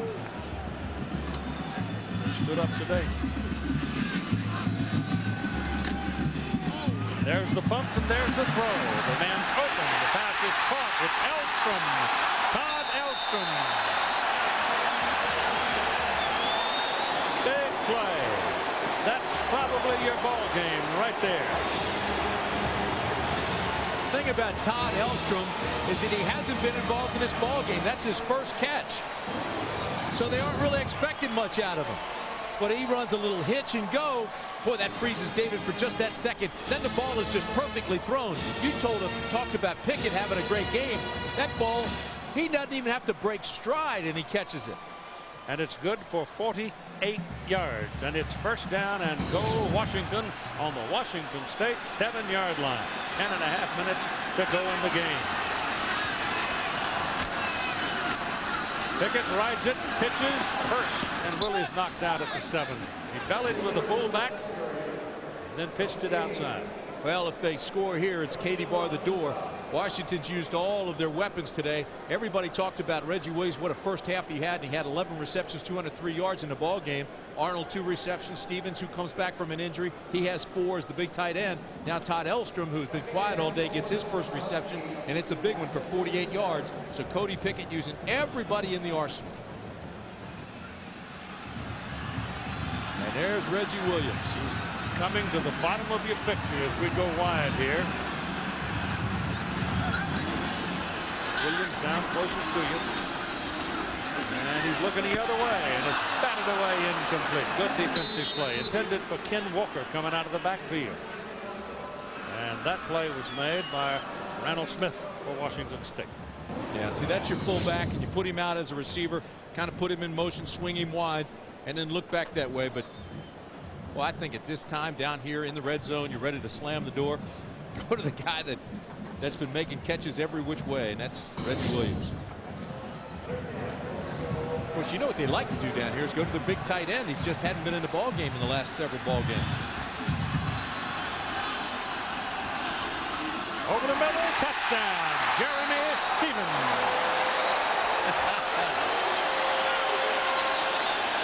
Yeah, they like to go to him. He hadn't been there lately, but he's there today.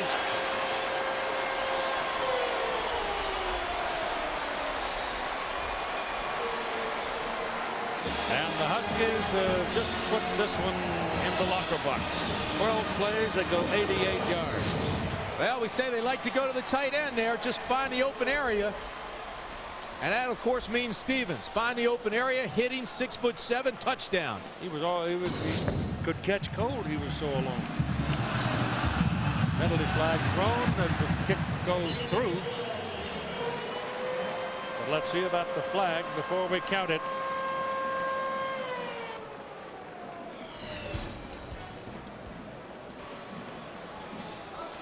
Washington State was offside. They decline it. It is good. Elstrom with the first catch. Stevens with the second. Take it home, Washington. Huskies big. 26-7 with 10:23 to go in the game. Every Saturday, ESPN News is the place to be for college football news, highlights, and scores. Somebody needs an update. I think that's you, the viewer. Constant updates with real-time scoring, in-progress highlights, immediate post-game reaction and analysis, including news conferences and the most comprehensive statistics anywhere on television, featuring a unique bottom line that never goes away. The only place to get it is on ESPN News. Spin, spin, spin the globe.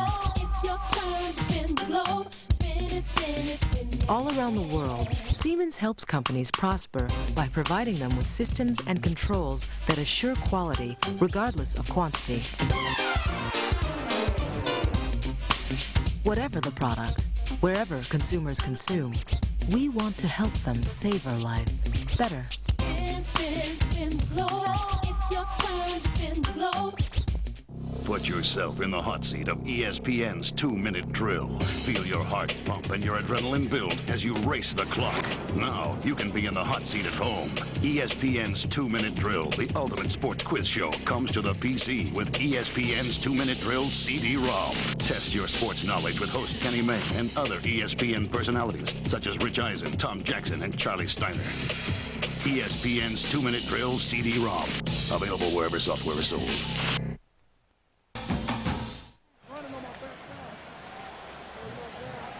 26-7 Huskies, and Jeremy Stevens broke a foot in the Idaho game way back in September. Finally getting it well enough to come back and play, and he's had a good day. 3 receptions this year. It comes out today, 5 big ones. That's his first touchdown of the season, but he's a big-time receiver. High hanger. Way back into the end zone, and this one they won't return, and it's a little late. ABC Sports presentation of college football brought to you by Chevy, the cars you can depend on, the cars that last. We'll be there. Burger King, home of the Whopper. Prudential Financial, a rock-solid leader in financial services. Prudential Financial to help you grow and protect your wealth. And Bud Light, for the great taste that won't fill you up and never let you down, make it up Bud Light. Who's driving your boat, Timmy? Oh, isn't that sweet? Oh, my. Glad you own it and not me. Gesser holds it down, takes off, going to get whammered again. Pick up 3 yards. He pulled it down very quickly. Conclusion to the game. We'll select a Chevrolet player of the game from each team. Chevy making a $1,000 contribution to each university's general scholarship fund. I know the folks up in the Palouse are screaming at the television set, but this is a fine football team. They just hurt themselves today. Killed themselves. First and goal at the 6, 5 twice and 6 once and nothing from it.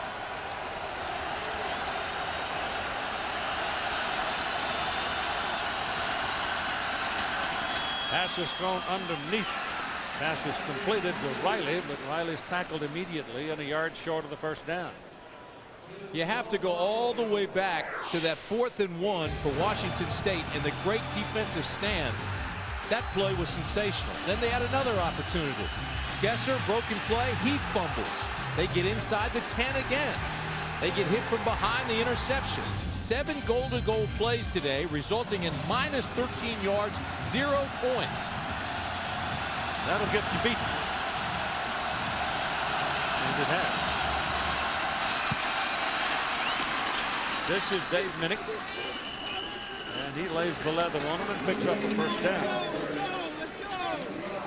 They've got to hurry. They've got to get up. They've got to get back to the line of scrimmage. Even though they're down 26-7, you got 8:52 in this ball game. They can't lay down now. Gesser's got to have a sense of urgency, get them in the huddle, out of the huddle, and get the play going. Everything now is like a hurry-up offense, 2-minute drill. Go no huddle. Why not? They're just taking their time. Play clock's down to 10.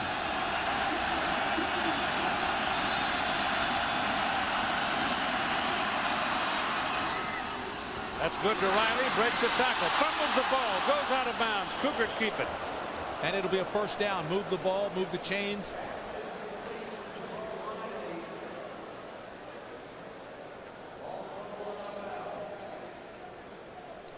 I'm just surprised that they're all walking around. They're tired. You remember when Cody Pickett's team was driving and they were getting first downs at the end of the first half? And he'd get them up, they'd move the chains, and as soon as they put it back in play, ran the play. Yep.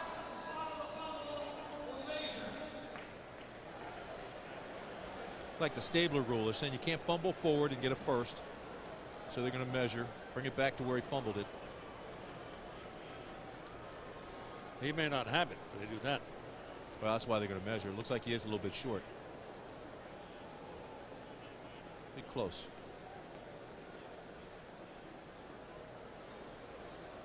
He does not have it.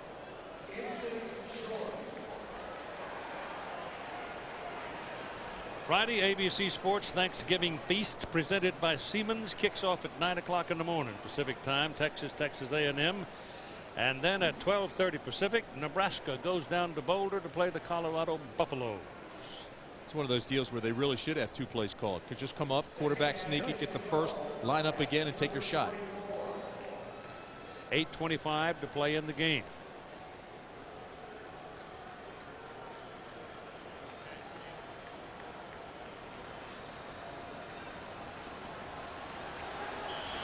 Now the clock starts moving. Second down and 1. They've got the field spread, and they pick up the first down. Okay, there's your quarterback sneak now. He's got to get him up and get him going again. Clock stops as they move the chains. If a Husky is on top of the ball carrier, though, he's not going to get up until somebody pushes him. But the clock won't start until they move the chains anyway, and here they do now. The clock gets going again. First and 10.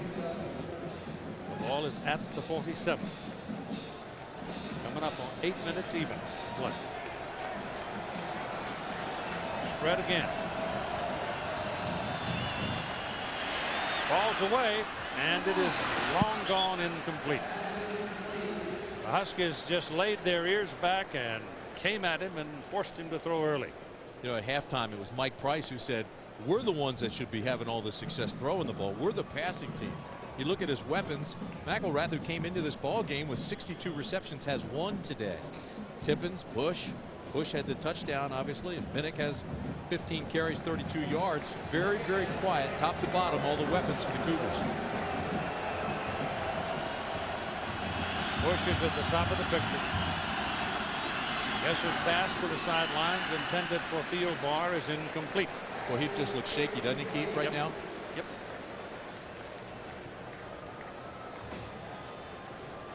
Looks like he's hurting. Well, you know he is.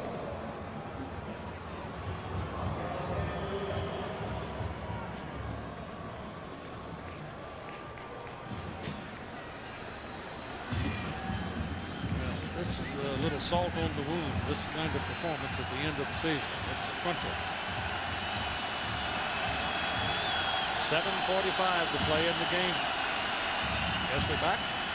Passes away. He's thrown an incompletion. Thrown behind the receiver again.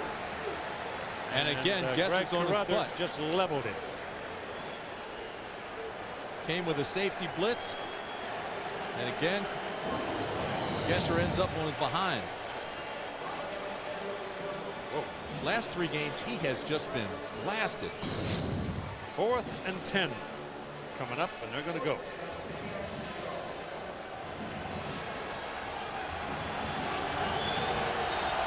I bet you Tim Huntley sends half the team right at Gesser.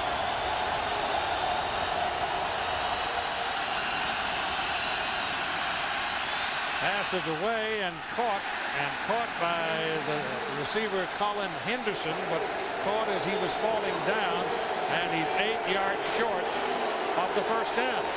And so the Cougars turn it over. The Huskies have the football in the middle of the field. You've got 7 minutes and 34 seconds to play in the ball game. 26-7 lead Washington. The yellow one is Pikachu. He's a Pokemon. Then who is Digimon?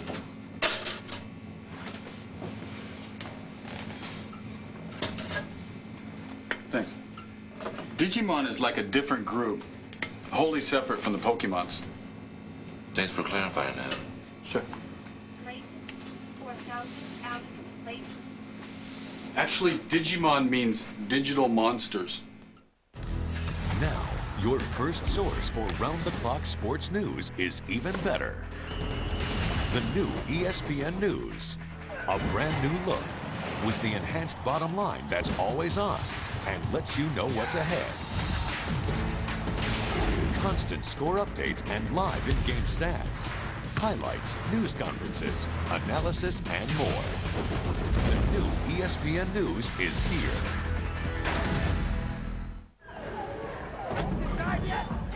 How much time do we have?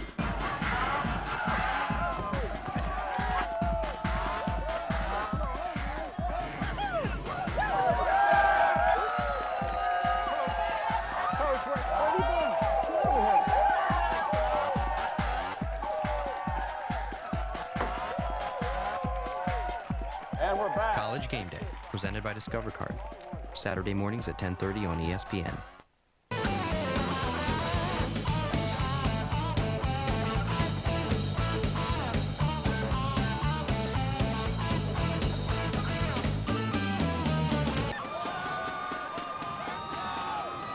Wolf is right. 7:34 to play in the ball game, a 19-point Washington lead, and they have the ball in the middle of the field on the Washington State 48-yard line. First down after the Cougars failed to convert on 4th and 10. And the poise of Pickett has been very promising here in this second half. Ball goes to Willie Hurst. What a good defensive play that was by Jeremy Williams. If the Huskies win this ball game, and it'll be astounding if they don't, Oregon is going to clinch the BCS berth in the Pac-10 and go to the Fiesta Bowl as champions of the Pac-10. So the Ducks, I'm sure now, are beginning to thinking about dancing a little tonight, but On the first day of December, the Beavers are coming to town. Dangerous, dangerous Oregon State club.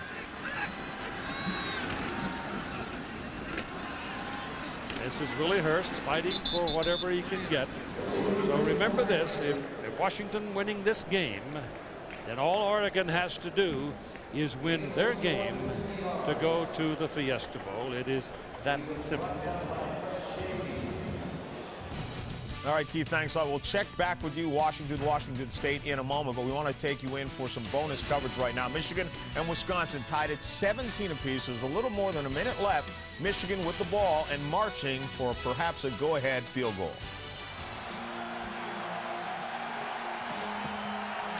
We welcome those of you who just joined us now. This is third down. We're in a tie game. Last minute between Wisconsin and Michigan. John Navarre, the Wolverine quarterback, snaps it off Marquise Walker. No foot. Willie tried to stay in bound. He tried to slide, get his butt to hit inbounds. See who picks up that flag, and then we'll see what comes from it. Holding, Huskies. Take away the first down.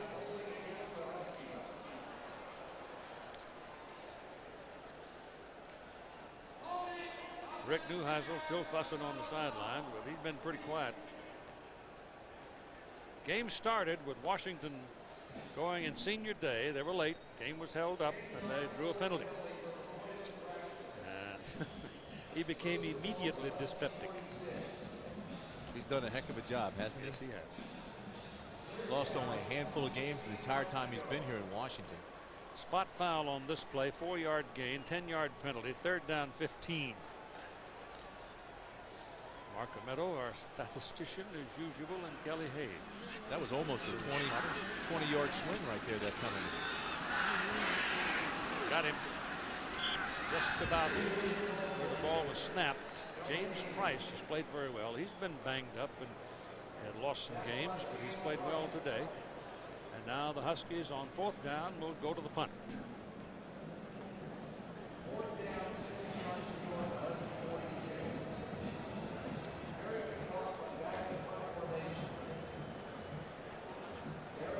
McLaughlin standing back at his 31 will hit it around the 34-35.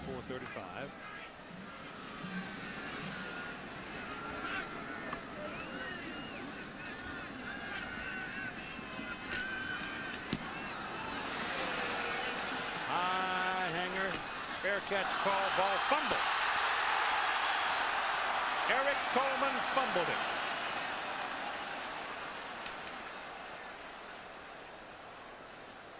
He waited to the very last second to call his fair catch, and by the time he got his hands down in catching position, he fumbled it. And there's a flag.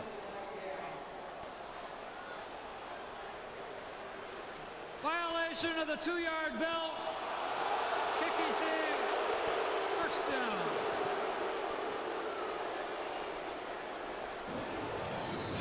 Violation of the halo, the 2-yard dome. Here's the fair catch signal. And the call. Rock Alexander. I think his problem was he called for the fair catch so late that he didn't have a chance to get it.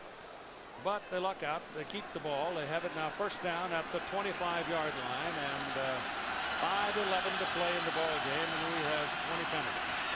Ball thrown sharply to the sideline, but there's coverage right there, and McElrath makes the catch this time, but has no chance to escape and do any real damage. These were fairly penalized teams anyway coming into this ball game. The Huskies came in and had committed 71 penalties in 9 games, and they have a bunch today with 9.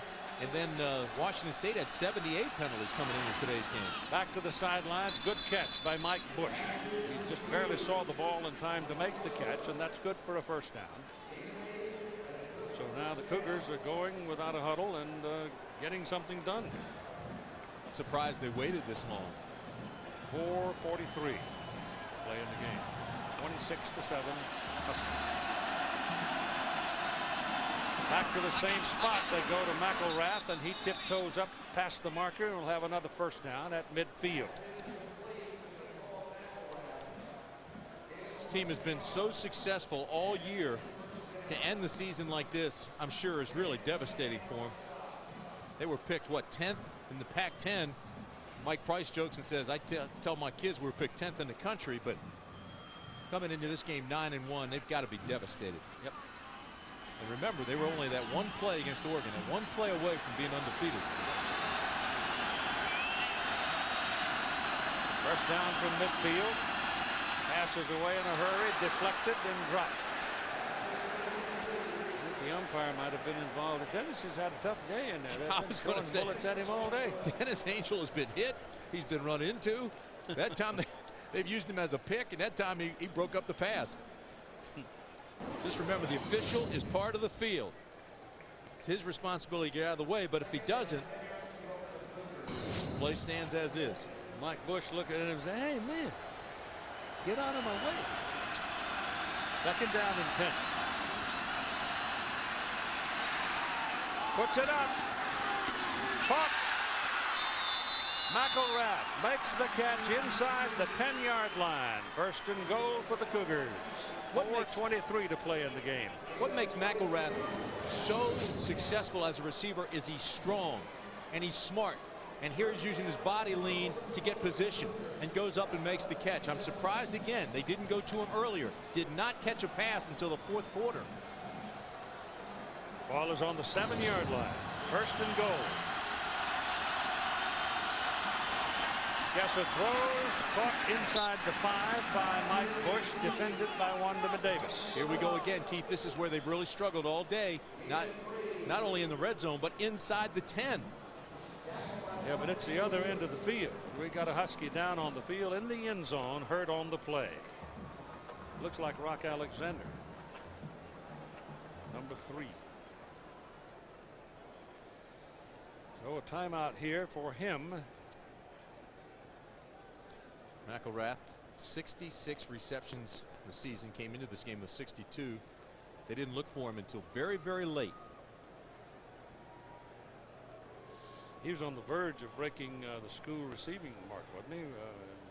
Mike Levenseller, the offensive coordinator. And when we were calling for him earlier, you made a good point that Washington was taking him away. Yep. But my point was, you know, this is your guy. You've got to try to get the ball to him, even if they're covering him. You know, at least give him a chance to fight for it.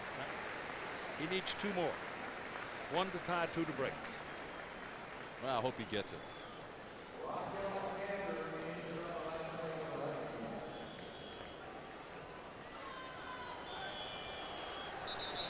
The Michigan Wolverines have squeaked through.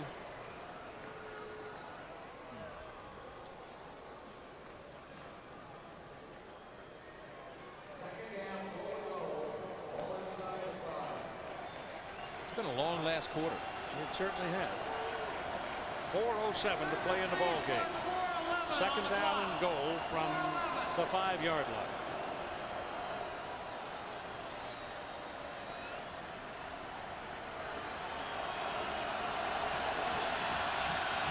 Gesser puts it in the air to the end zone. Jump ball from McElrath, and it's incomplete. So it'll be 3rd down and goal for Washington State at the Washington 5. So Michigan gets a win. We just saw that. And this Washington club, that was one of the best comebacks we'd seen all year when they beat Michigan here. Did it with special teams late. Yep. The Cougars have failed twice from 1st and goal on the 5, once from the 6. Now they're looking at 3rd down and goal from the 5. This possession started on the 7. Gesser pumped it, throws it, got him wide open. McElrath makes the catch. Touchdown, Cougars. You know, it wasn't until McElrath went up to Gesser and started screaming for the ball, you know, begging him to throw it to him. They started going to him here in the 4th quarter, and the guy's virtually unstoppable. 26-13, and let's see if they try 2 here. No reason to. They make it 26-14 as Gunning comes in to kick. He came into the ball game with 84 points. This will give him 86 on the season. It's good. So you've got 3 minutes and 58 seconds to play. You've got a 12-point ball game. Washington leading 26-14, and break out the good hands, folks. You know an onside kick is coming. athletes are pretty well known for their superstitions, but I gotta be honest, our guys can be pretty quirky too. Oh, good show, Kenny. You too. There's this one time Brian had a great show, didn't bathe for 17 days straight. Whereas this year, though, it's been a very different story. The worst had to be when Dan spilled clam chowder, Manhattan clam chowder, all over Reese. Had his best show ever. Of course, that got old for Reese really quickly. Yeah. He's in makeup. Okay. Hi, I'm Jeff Kent, and I'm here to talk about ESPN the magazine. You know, when they first asked me to do this, I was pretty excited. They could have had just about any athlete. So to choose me is really something.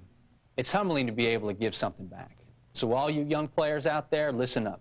ESPN the magazine is only $1 an issue. They'll even throw in a free fleece. That's right, Jeff. When you call 1-800-504-6644, you'll get 26 issues for just $1 an issue. So call 1-800-504-6644. Thanks for listening to me. Spin, spin, spin the globe. It's your turn to spin the globe. All around the world, Siemens is energizing the cities and towns we live in. We engineer new ways to efficiently generate, distribute, and use power. And by providing energy to people everywhere, we're giving them the power to live better. Spin, spin, spin the globe. It's your turn to spin the globe.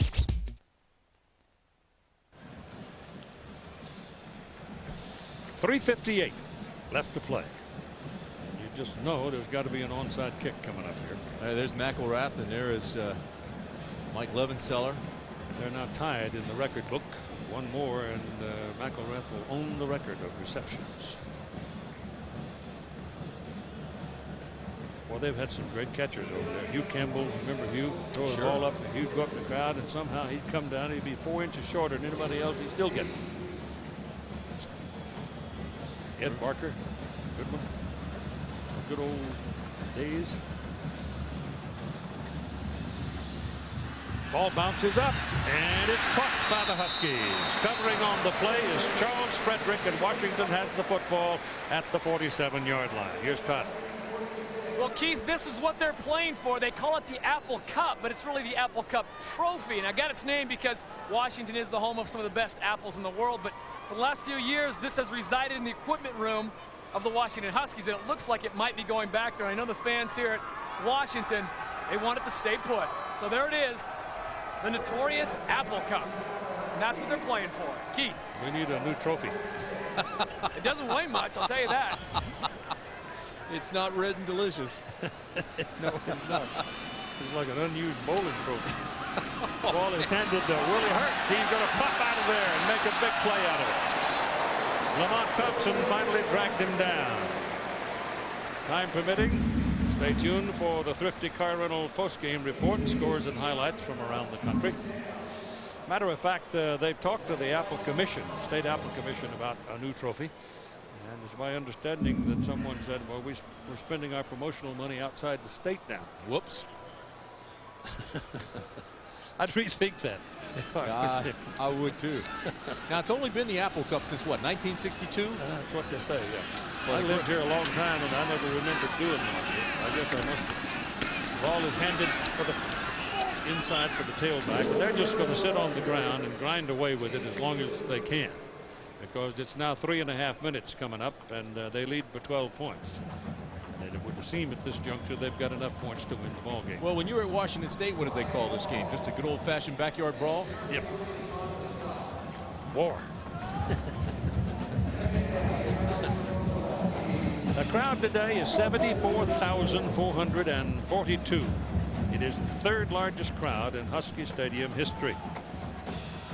It's a different kind of a ball game, but certainly full of fight. There's Willie Hurst again carrying, and they spill him after about a 3-yard pickup, and the clock continues as soon as they unstack them. 26-14 is just about a done deal. But let me say this while I'm here. This is one of the best stadiums in the country. They call it the Saturday Cathedral, and it certainly is that. And look at this. I mean, the best venues you could ever imagine. Just spectacular, spectacular visuals here at Husky Stadium. Cougars call that timeout. They have 2 remaining, and the time remaining is 2:59.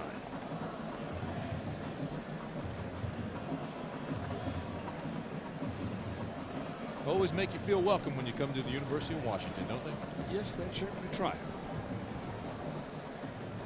It does not rain on game day, they say. You couldn't have sold me 2 days ago. Well, Monday night, good one on ABC's Monday Night Football, the rematch for the NFC Championship of a year ago, with the Minnesota Vikings and the New York Giants having a go at it. It'll be at 6 o'clock Pacific time. ABC's Monday Night Football, and what a day for young Reggie Williams, huh? Spectacular. I bet he's glad he stayed at home. Yeah, you know, and he's a guy that in high school said he was probably going to come out of college early. And then he got here and said he was going to come out early and go to the bigs. I wish he'd just enjoy the experience here in college, and he's having a terrific year and will have a terrific career. Just take your time. Don't rush things. Life's too short. 3rd down and 8. Running the ball. That's Willie Hurst. Pretty steady, this guy. He's got a couple of yards to go for the 1st down, and now the Cougars are probably going to turn another. Talking about Reggie Williams, what he has. Keith, who does it remind you of?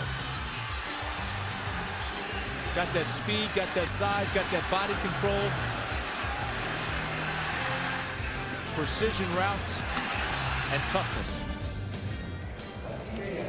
Well, Tim Brown comes to mind for one. Yeah. Today's Chevrolet players are Nakoa McElrath of Washington State and Reggie Williams of the University of Washington. How long has it been since you've had 2 wideouts named? That's been a long time. The MVPs. McElrath, 5 catches, 98 yards and a touchdown, most of it late. Williams, huge first half. He totals 11 catches for 203 yards. In recognition of their effort, Chevrolet making a $1,000 contribution to each university's general scholarship fund. We mentioned earlier that these 2 programs are pretty deep right now, and if they add another good recruiting class each, they are going to have a lot of people to play football with next year. It's probably the deepest talent pool that Mike Price has ever had at Washington State, and the Huskies, all they need, they got 7 people going to surgery after the season. If you get them all back, get them healthy, they're really going to have a lot of folks play the game. It's 4th down and 2, and Cody Pickett takes off. He does a nice hook slide for a 1st down. Are you watching, Jason? You know, Keith, I certainly agree with what you're saying about these 2 teams and how solid they'll be next year. And I'll take it a step further, and I'll say I believe the entire Pac-10 gets stronger next year. And we already said this is the strongest conference top to bottom this year. I think next year this conference will be even better. Well, the Oregon Ducks, you know, they've got some pretty good quarterback stuff waiting behind Joey Harrington down there, and they're not going to go away. Oregon State, you know, is you saw them last week. You know what they've got there, and they get it all pieced together. And so the balance of power might very well stay up here for another year or so, maybe longer, who knows. Run the ball down to the 20-yard line, but you certainly would anticipate Southern California getting a little better as time goes on. Stanford's got a lot of people to play next year too. I think UCLA will be strong again. I don't know, they're fragile mentally because they start fast every year and seem to die in the middle, but top to bottom this is going to be a tough conference. So the Oregon Ducks are in line for the reason we can say Oregon gets a BCS berth is because Oregon holds all the tiebreakers with everybody else is in contention. So the Ducks are going to go to a BCS game, and it looks to me like the Oregon Ducks are going to go to the Fiesta Bowl unless other teams tumble between now and the 1st of December. And the Ducks get a chance to go to the Rose Bowl. Yeah, and that's a long shot, but it certainly is still possible. Keep in mind, Washington's going down to play Miami. Oklahoma still has to play Texas. I mean, a lot would have to happen, but I mean, Oklahoma has to play Nebraska. But you know, Oregon's still holding out hope, and every time Joey Harrington is interviewed, he says that. Well, the Big 12 this year may find that it's a hard thing to swallow when you've got a chance to have 2 teams in the BCS and they got to play one another for the championship. That can cost you some big bucks. I hear the BCS standings again, and we're talking about Nebraska and Oklahoma playing again. Miami plays Washington next week, and they're the Ducks. Now, here's the problem. There's a big difference between that number 1 and number 4. And then you look back here, and there's Washington State, Stanford. Boy, Stanford had to go today with Cal, huh? Yeah, they had a hard time. Cougars are going to fall down some as a result of this. Tennessee may lose some too, since they barely escaped Kentucky. Because at this point, you know, the quality factor comes into play and becomes obvious. The quality factor is something that Florida has to deal with, and it might be an asset for the Gators as we wind it down. But the point to be made from this game here today, it was a terrific performance by the Washington Huskies. Not such a good performance by the Washington State Cougars, frankly. It just wasn't. And big shootout for Miami against Syracuse today. But the Oregon Ducks are on their way to a BCS bowl game. And it would seem kind of likely, if it's any, it'll be the Fiesta. Stanford had a hard time. Yeah. So did Michigan against up in Madison against Wisconsin.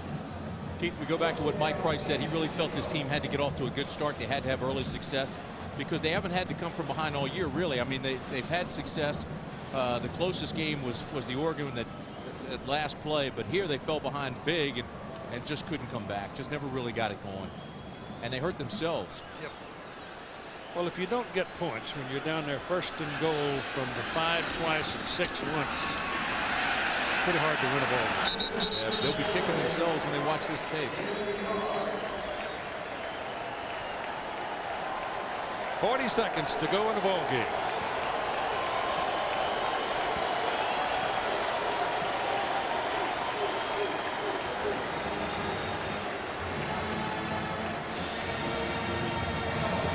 Mark Loomis was our producer today. Patrick McManus, our director. Our technical director, John Zippe. Associate producer, Derek Mobley. Associate director, Jeff Kibler. Assistant producer, Ross Malloy and Tom Wicks.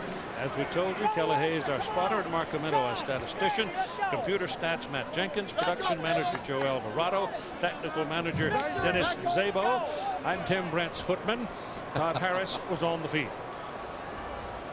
Keith Jackson, the luminary Hall of Fame legend. Yeah. When they start calling you a legend, you know you're not far from being an ancestor. The final seconds are going away. The Huskies have won again at home as they beat arch rival Washington State by a score of 26-14. ABC Sports Online, ESPN.com, keyword ABC Sports. This is a presentation of ABC Sports, continuing the tradition of excellence.